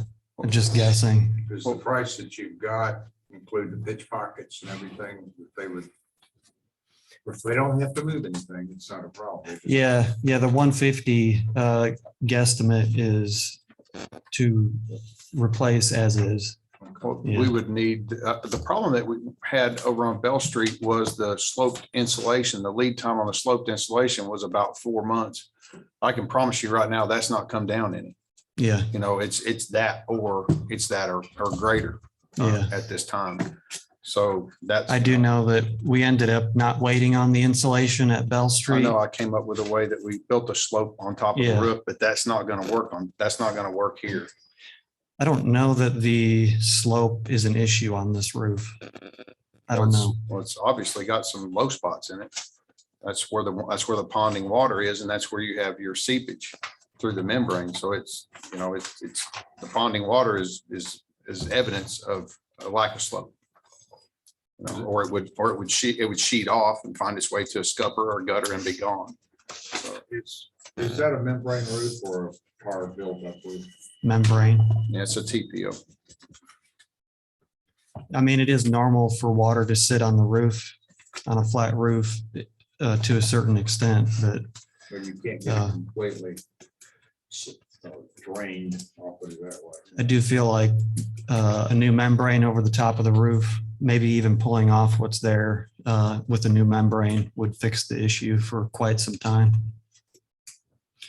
And then in the future, if we do the HVAC work, then we work around and fix the roof where that work happens.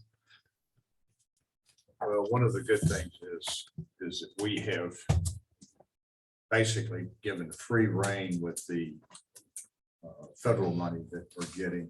I think the only thing we can not use it for is pension plans or something like that. That's right. We don't have the restrictions on them of using it for this type of thing, with that type of thing. So I don't see any problem with going ahead and doing that. Even if we have to amend the budget, do it, the money's there. Yeah. So that would get us going. What kind of time frame is it for doing this? ASAP. So if this is approved, we'll try to put out the notice for bids next week with hopefully a quick turnaround. You might get a quick turnaround on the quotes. I'm not sure how quick turnaround we've got on the actual doing the work. But Yeah. that probably would, in my mind, end up being more important than necessarily the cost. Yeah. Because you've got offices you can't use right now. Yeah, we'll definitely, if 3 bids come in, we'll certainly use that as criteria as far as when they can get to it. How critical is the HVAC and roofing? Layering as far as when you do which one? I've been told that ideally you should do the HVAC work before you do the roof. I don't think it's that you have to.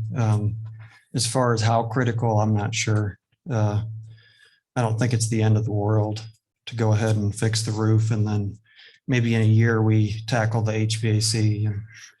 Well, the HVAC, if you could end up using the existing standards that are already there to mount everything with, you may not have to put in new. And that's true. supports. And there may end up not being any need to really wait in that case. That's a good point. So I hate to wait and then we realize we shouldn't have waited. There's an immediate concern, in my opinion. But you said the estimate was 150. That's just a ballpark at this point, yeah. But again, the request is just to advertise for bids. I thought we had a bid at one time of 79 or 80,000. I think that goes back over a year. I know that. I think maybe that goes 2 years back. Shirley, do you recall? 2 years ago. Yeah. Anyway. And I'm not, it may come in that low. I'm not sure, but That would be on the high side, if anything. It's on the I high would say side. so. And Everett, to your point, we've got $4 million basically that we can use as needed. Well, this was going to end up being in the budget next year anyway, regardless. And if Yeah. we go ahead now, well, when we get the bids back in, we can see what time frame they're talking about. It may be that it would be into the new year anyway. That's right. But at least if we do, then we can go back and amend the budget if they can get it to it right away and take care of that. Yeah. See any problem with that. Just have to go full board. Yeah. To amend the budget, we certainly. But no, I'm saying you're talking about getting bids next week, but I mean. Yeah, They so can get bids without us doing anything. Okay. But I think that, approval of those bids. yeah, approval of the bids is going to require that we go to the board. But now I don't have any problems with making a motion right now that we take it to the board once we get the bids. That'll save us a little bit of time. That would be great.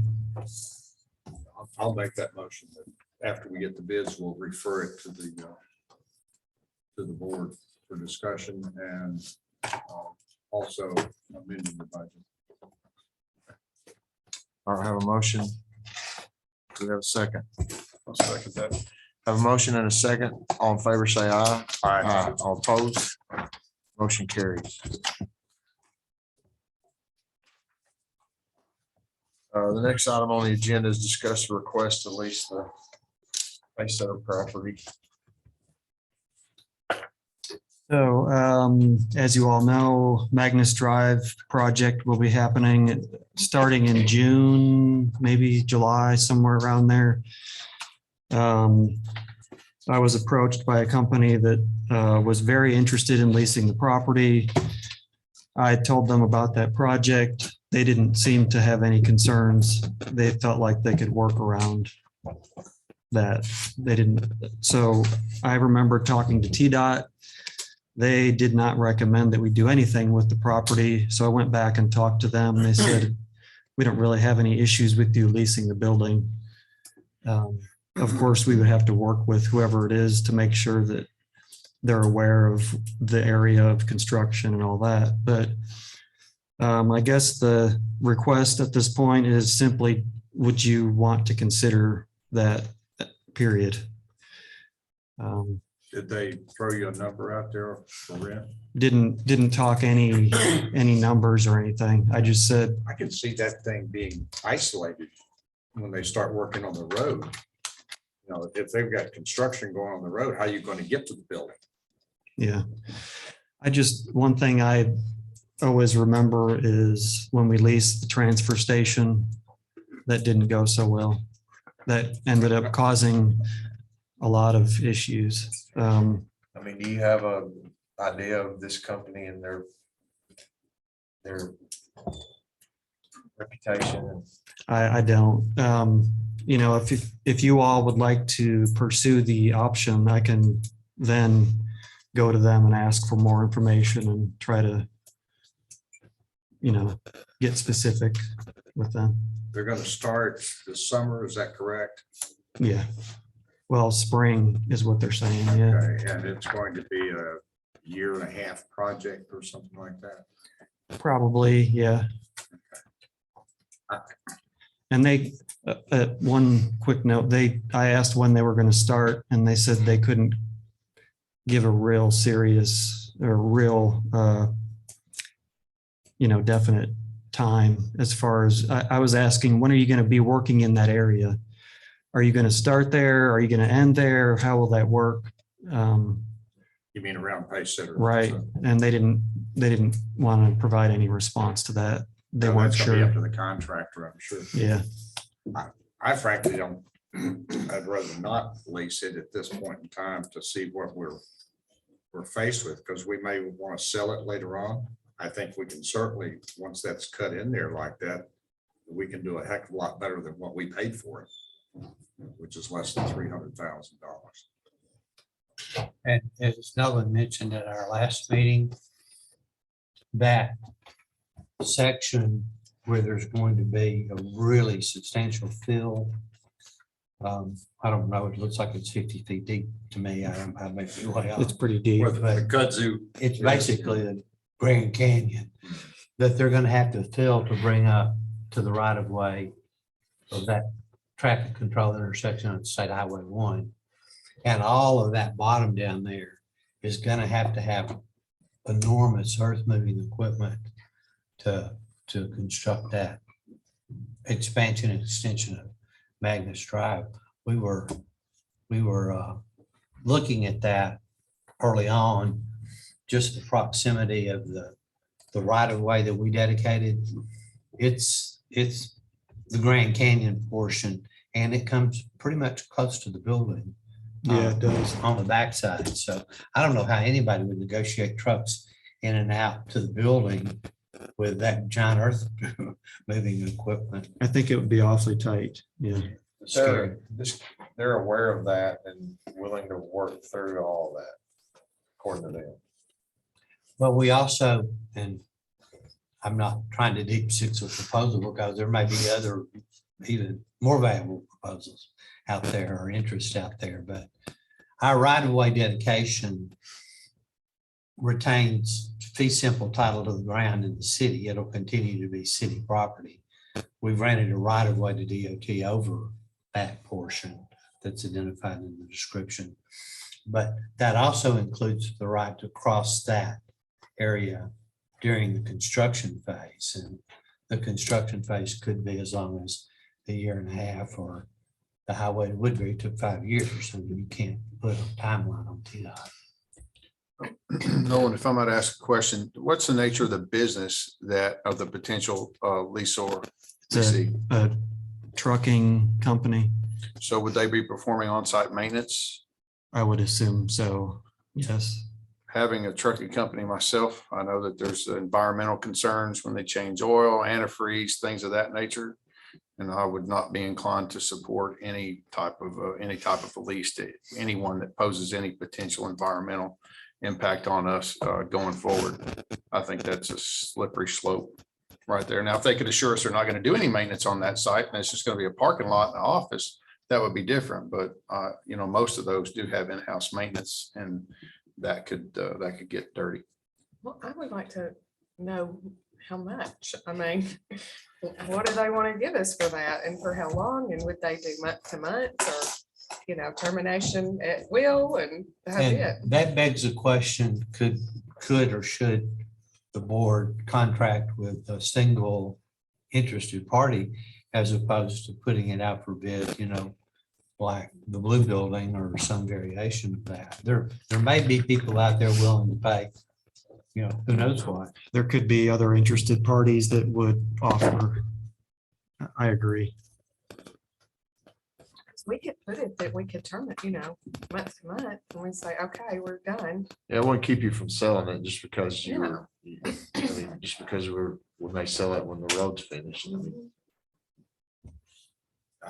It wouldn't hurt to find out how much money they're talking about, and what they're going to do there with it. But again, I don't want to tie it up to a point where, we don't have some leeway when all this construction is over. Because if they're anybody at all, they're going to want a longer term lease. They don't want it month to month. Why would somebody with a big company move in there, do what they got to do, and then say, well, you got to move out next month?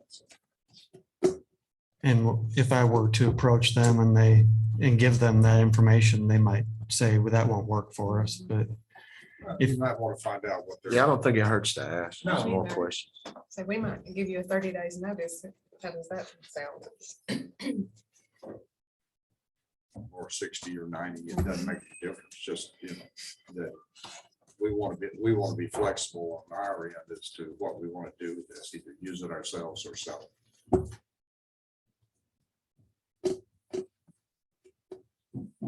That give you some direction. I think so. Good enough. So it sounds like the committee wishes for me to begin discussions with this company.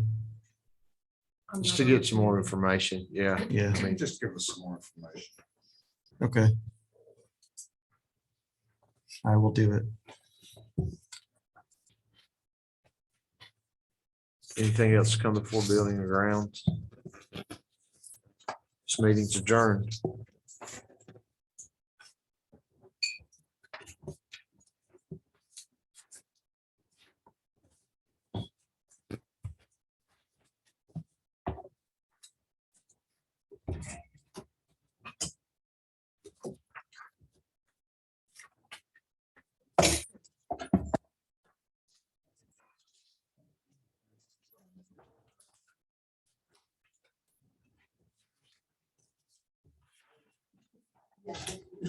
Oh.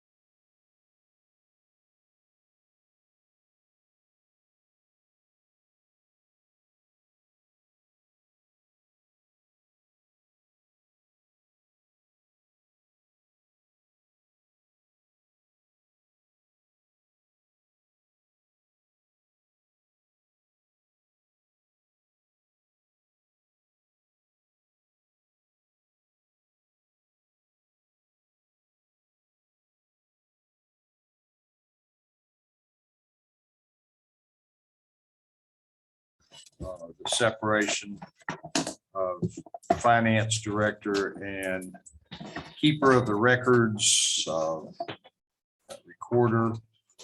And I did get a note from the mayor that he wanted to see this passed on through. There's a couple of things that I do have some issues with. Number one, there have been people that have signed off on this. At the same time, there are things that we have to do it correctly. But I think that we need to put this into the realm of the board, and so everybody can have their say in this. Anybody else got anything right now before we talk about going to the board? I have some materials that I accumulated. It's our December 14 meeting here, Finance Committee, according to my own scribbling, said was looking for a description of the duties of that area of the city's operation and the fiscal policy or policies.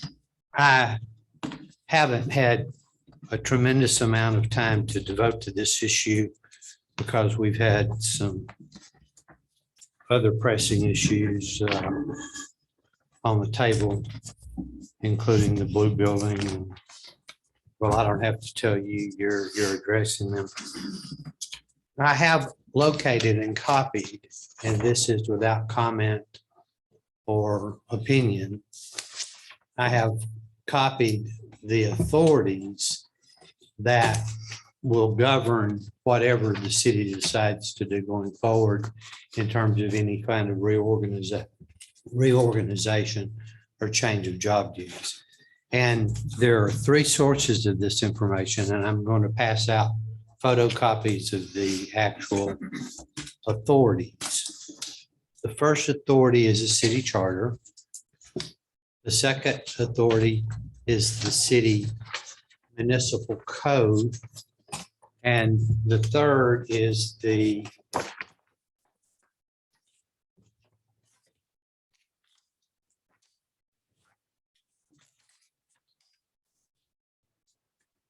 internal control manual, which consists of 47 pages, that was adopted by the board as resolution 1987, June 14, 2016.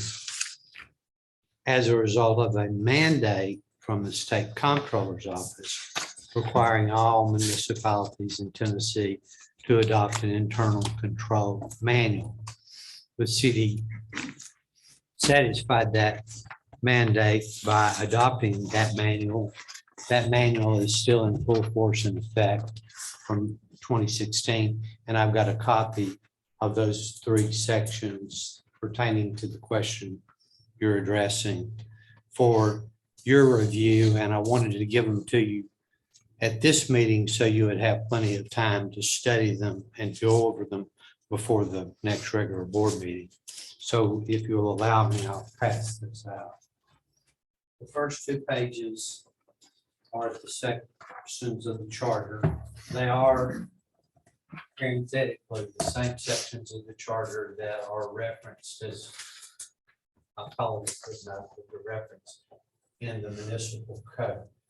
So you have the charter references and you have a copy of the municipal code.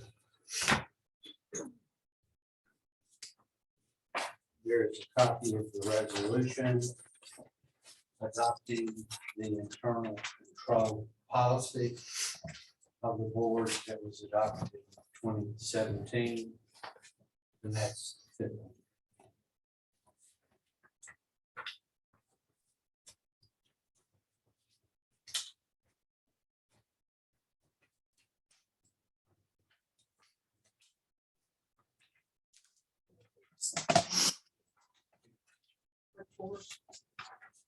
May I see?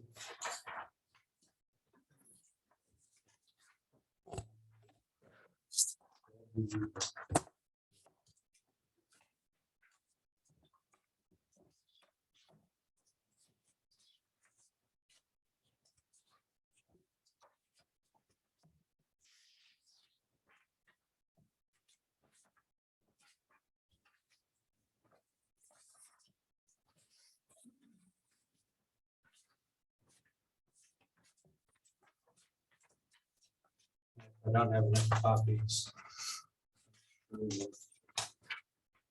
Sure, the staff can provide.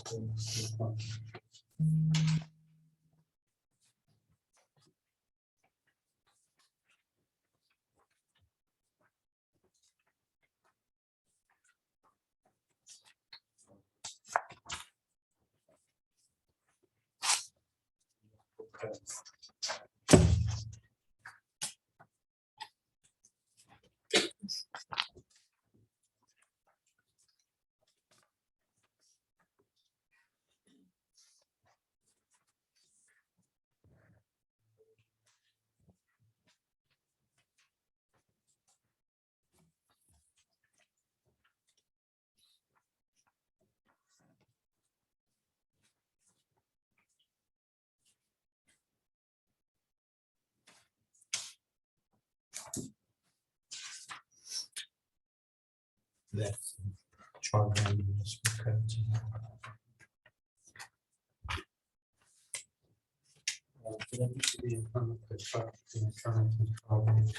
I have a copy, but I'll take this. Okay.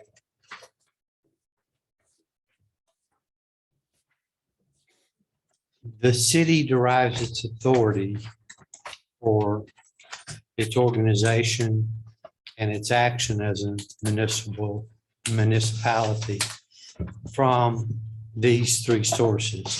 It's also, of course, subject to the Constitution of the state of Tennessee and under the doctrine of preemption, which is not applicable here and to this issue. There is the preemption of federal laws and some state laws. The preemption to state law has reference only to the mandate that I made reference to and gave you a copy of, that the comptroller's office sent down in 2016. And if you'll look at the resolution, which is the only piece of paper on Legal Link, I'm not going to insult your intelligence by reading to you from it.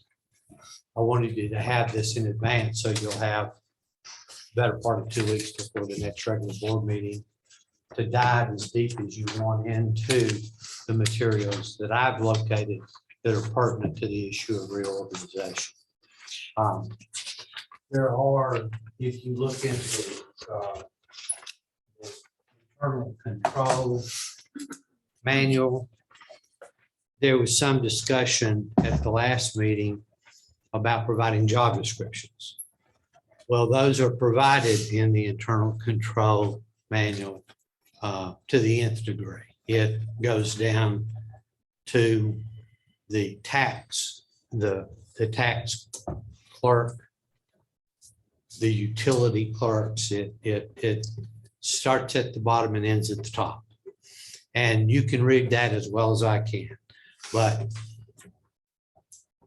if you elect to take action to reorganize or to have any kind of reorganization, understand that we'll be required to amend those parts of any or all of this, the charter, the municipal code, or the internal control manual. We'll need to amend any sections that are changed in order to stay in conformity with the.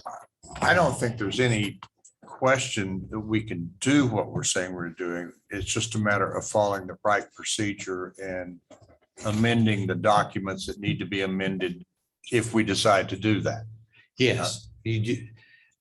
If you'll look at the last paragraph of the Legal Link page, the resolution. The resolution in the preamble says, this is mandatory. This came to the state from the federal government, from the GAO. They didn't allow for you drafting your own internal control policy. They said, this is a mandate that you adopt this policy, and they attach the very policy. There is a more expanded form of this policy that includes what we adopted in 2016.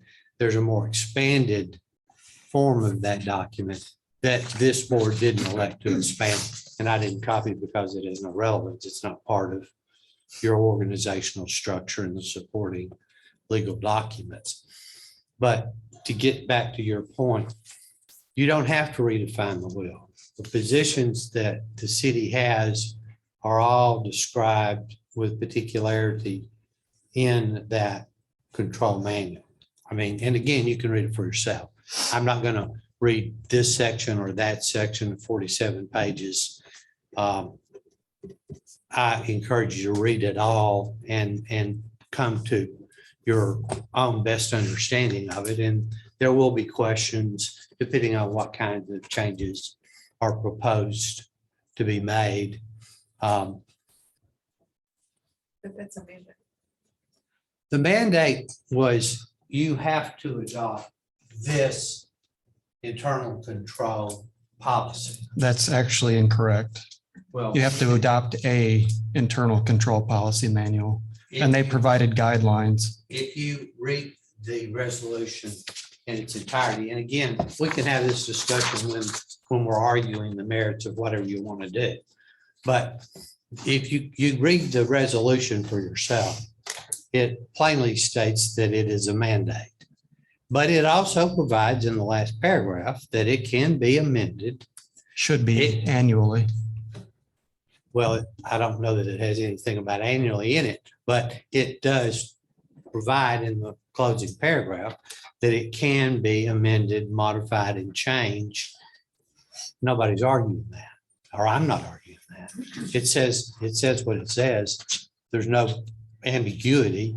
There's nothing to have opinions of construction on. It So means- here's my point, that those guidelines sent down by the state in 2015 do not govern the way we are organized or operate. It's What- quite the opposite. So our internal control policy manual should be updated as our organization changes as we see fit. And it can be, and it has been, but to the point that this was not mandated. Whereas the state of Tennessee statutes require the Comptroller's Office Department of Audit to prescribe uniform accounting systems for entities that handle public funds. Whereas those statutes require public officials to adopt and use the system designated by the Comptroller's Office. And whereas the Tennessee Legislature amended TCA 92102 in 2015 to require local governments to establish and maintain internal controls and adopt a written policy by June 30, 2016. Therefore, be it resolved, we adopted the manual. Again, plain language says it's a mandate, but the last paragraph of the same resolution says it's subject, it can be changed, altered, amended, deleted, modified, revoked, rescinded, or repealed by the Board of Mayor and Aldermen. So I'm not arguing with you, but the language is the language. We are operating under that.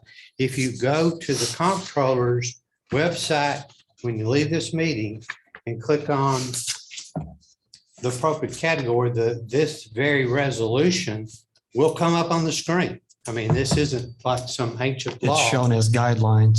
I looked at it before the meeting and I'll be happy to share it with everyone. Well, it's called a mandatory, it's called a mandate. It uses the words required to establish and maintain internal controls and adopt a written policy, which is the policy that was adopted. But again, we can argue all we want about the import of this phrase or that phrase or this part or that part, but this is part of the city's governing law. Whether it should be or not is for the board to decide. The board, a majority vote of the board can change just about any part of its existence except its charter, which it can. So in plain language, in these three documents, if the discussion has been job separation in the finance department, and that can be done. Yes. By this board. Yes, by majority vote. In a particular procedure, appreciating changes that would need to happen in these three documents. Yes, the documents, just like when you change a resolution by resolution or when you adopt by ordinance, enactments, which we do all the time, they have to be done according to the requirements of the law, public notice, public meeting, majority vote, most of the time roll call on ordinances. You just have to comply with the applicable law. So It's not a matter of, is this a valid law or is it not? I'm talking about the internal control policy. It's subject, it is valid, it is part of the existing municipal law of the state of the city of McMinnville. So But it's certainly subject to amendment, yes. So this discussion that we're having today with the finance committee would be, do we want to take this to the full board for further discussion? Right, and that's why. And we have the ability to do that. Sure. Once we And- read it, once we read. Again, just for edification, make it as simple as possible. The first 2 pages are copies of the relevant portions of the city charter that are referenced at the bottom of the municipal code, chapter 3, which establishes the position of recorder. The 3 pages of chapter 3 of the municipal code that define the duties of the recorder, and there are several, they're not just 2 or 3, there are several, there are 6 or 7 specific roles that the recorder plays or can play. They're enumerated, I don't need to read it to you, on those 3 pages. And then, of course, again, you have the resolution adopting the internal control policy and a copy of all 47 pages of that control policy. And to be clear, the charter defines what we can and can't do, not the municipal code. The municipal code is what we've done and what we've adopted based on the charter. So the charter is our constitution. The charter is the organic document that creates the entity of the city of McMinnville. The municipal code is the legislative enactments of the Board of Mayor and Aldermen that carry forward the city's business in all areas, as we do at every record meeting. And the manual is as, well, it describes itself. I will try to paraphrase for it. And again, I wanted you to have these organic documents because they're the basis from which we operate. And for the record, the current, this 2016 internal control manual, I would say most of it's out of date. And we have gone through and we've updated it. Well, we just need to adopt the new version. So keep that in mind. I'm open to debate, just sharing information, organic information, and there's time. You have all the time you need to study it and make your determinations on whatever issues you choose to address under it. I have a couple of questions. I'm not on this committee, but I'm definitely on this board. And I just want to know the why behind the what here. You know, what gives? You know, what gives? Have we had performance issues? Have we had audit findings? Have we had some type of I don't know, failure to execute within this position? Or, you know, what gives? You know, what's the why behind the what here? This item, and excuse me if I appear to be speaking out of turn. Absolutely not, sir. You're good. This was placed on the agenda because of a request from the Finance Committee that definitions and job responsibilities be researched and shared. That's all I've done, is research the organic documents that establish this municipality from the charter, the municipal code, and the policy manual. You know, there's clearly a policy discussion to be had, but it's probably not appropriate to do it in this context of less than notice, public notice, and notice particularly to the full board. I notice, you know, the mayor couldn't even be here tonight, and I'm sure he would want to be heard on this as well. But I'm not trying to answer your question. I'm trying to set the stage for that discussion being held inappropriate. We've got to have an all-encompassing discussion. But for this just to pop up on this agenda, you know, what's the driver here? What we're looking at is the ability of one person to do all the things we're doing. There are mandates, federal mandates that we're sometimes missing dates with because we don't have the time to do certain things with one person. Okay, I'd just like to evaluate if we need to spread this out over 2 or 3 or whatever number of people. I'm not trying to, you know, hurt anybody. I'm not trying to do anything, you know.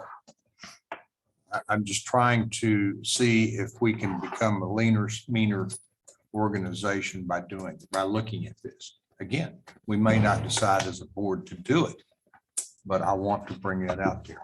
So are you proposing that if you do find that you create another position and hire another employee within the finance department? Either that or promote someone who's there.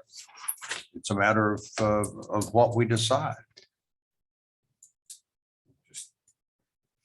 It just seems that, you know, off. The timing on this is very odd. I don't know what the timing has to do with it, but you know, we can do that when we bring it to the board. Well, we'll definitely have a discussion on it. Well, I agree to Mr. Harvey's point. I agree with Mr. Brock. I think there's 2 points that I've heard. We got communication from our mayor that this is his recommendation. We've also had a recommendation from our HR director that this is her recommendation based on a number of things within that department.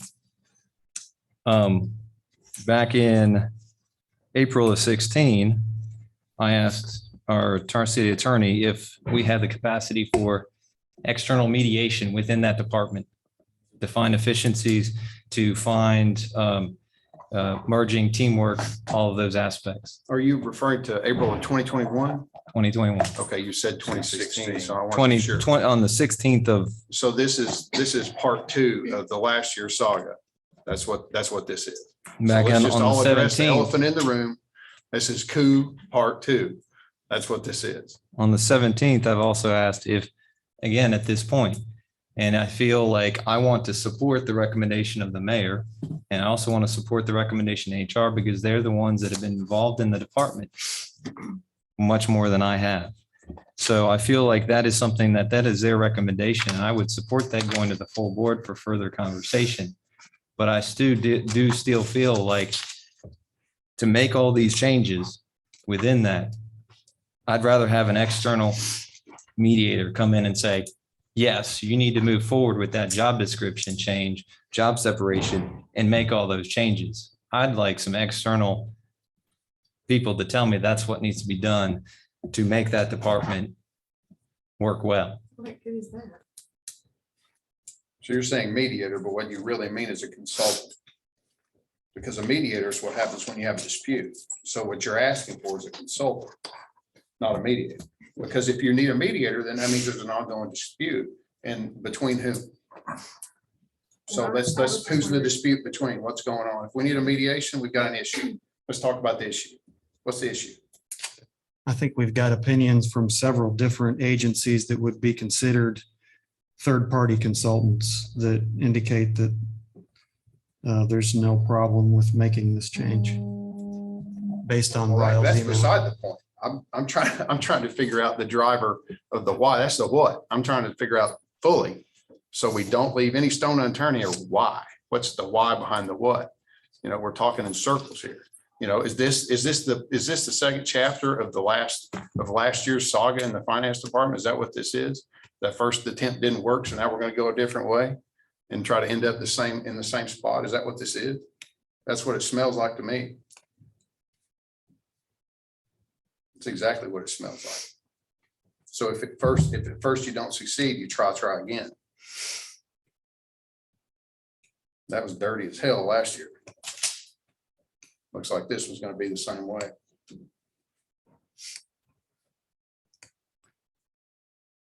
This is disrespect to Ms. Durham. Absolutely disrespect to Ms. Durham. That's my opinion on that.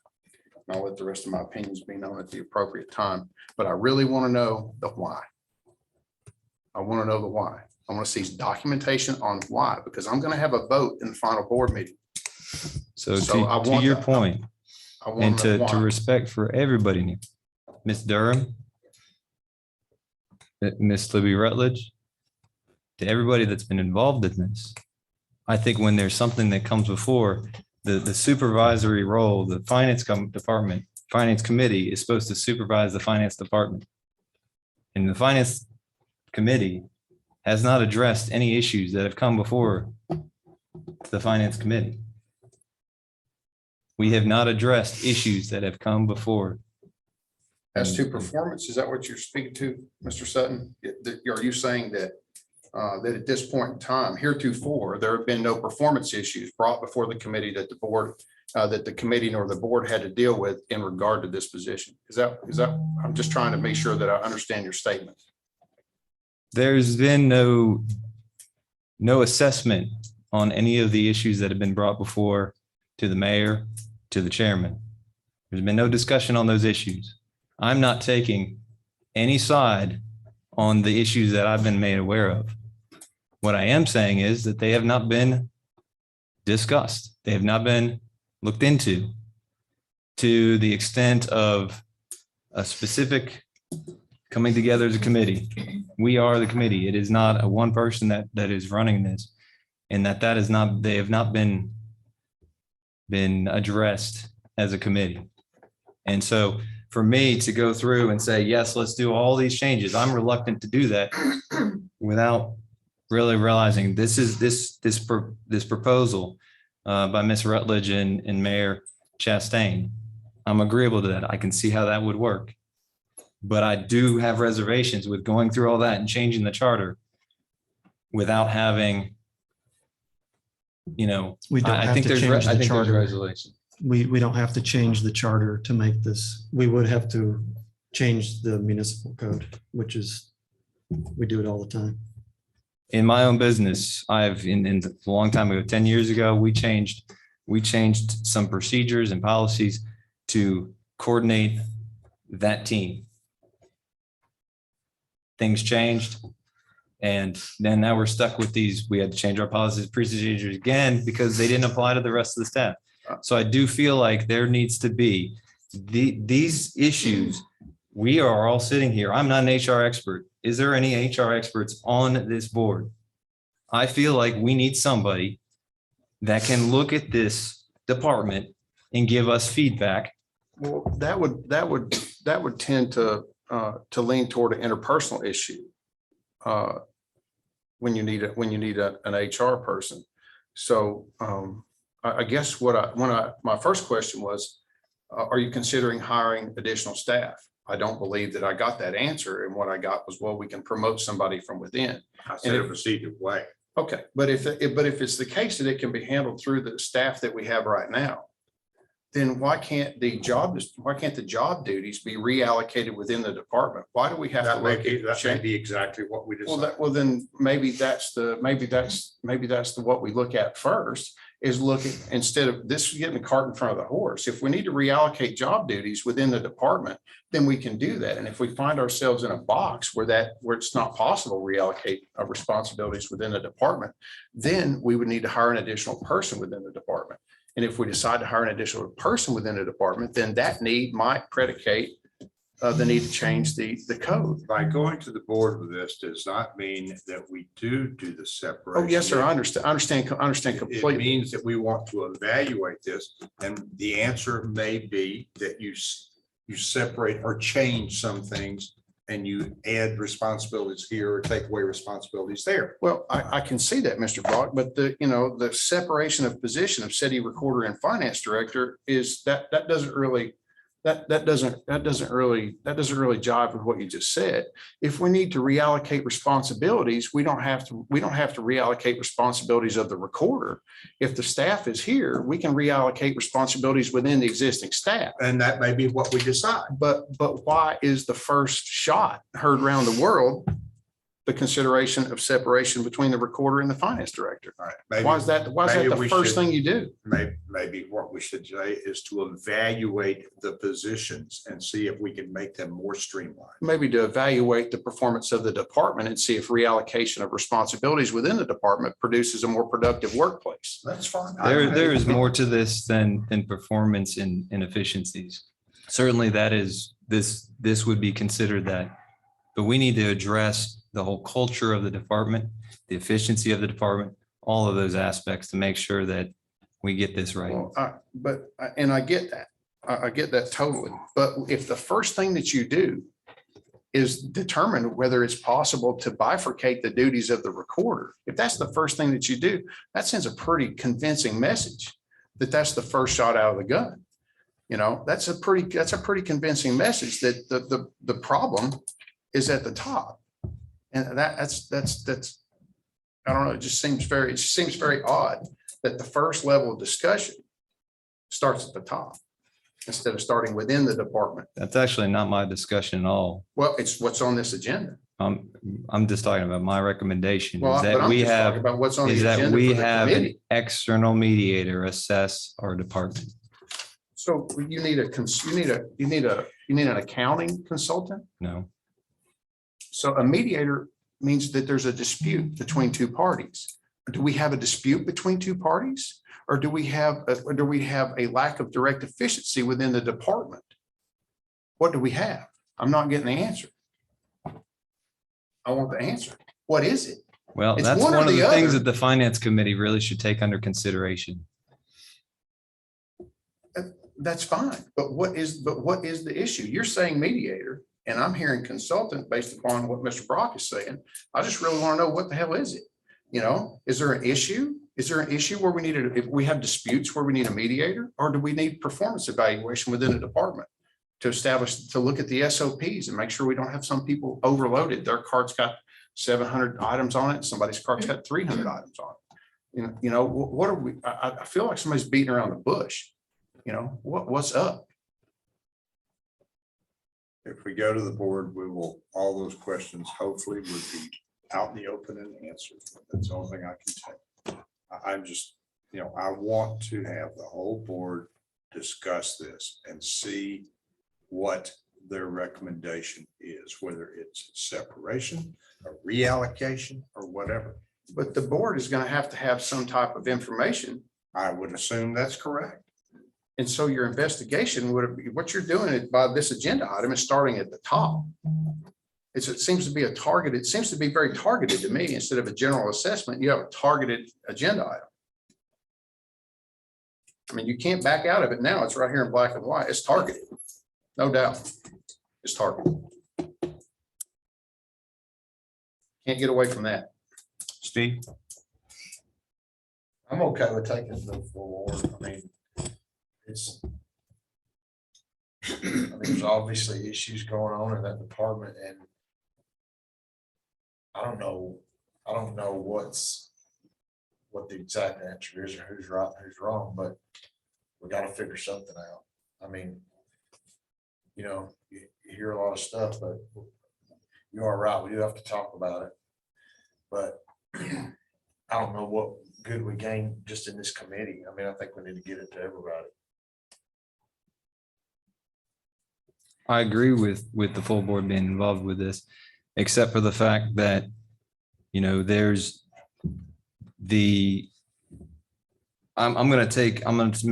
Chastain has been involved in this as well as Ms. Rutledge. And if they feel that is the solution, that's good.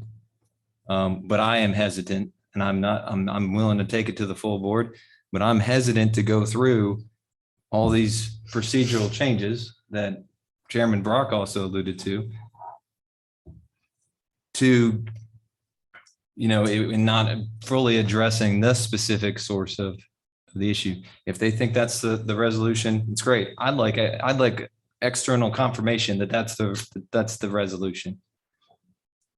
But I think we're missing the boat by doing one thing that may resolve it versus, really addressing the specific issues.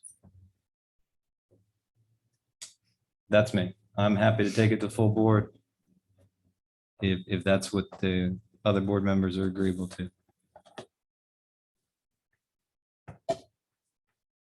So motion. Um, And this is wide open as far as I'm concerned, as far as how we make this. I'm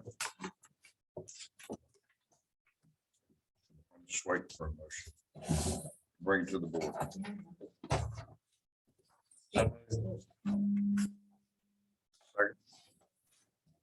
Chairman can say. I'll second it then. All in favor, say aye. Aye. Opposed? Anything else come from this committee? Not, we're adjourned.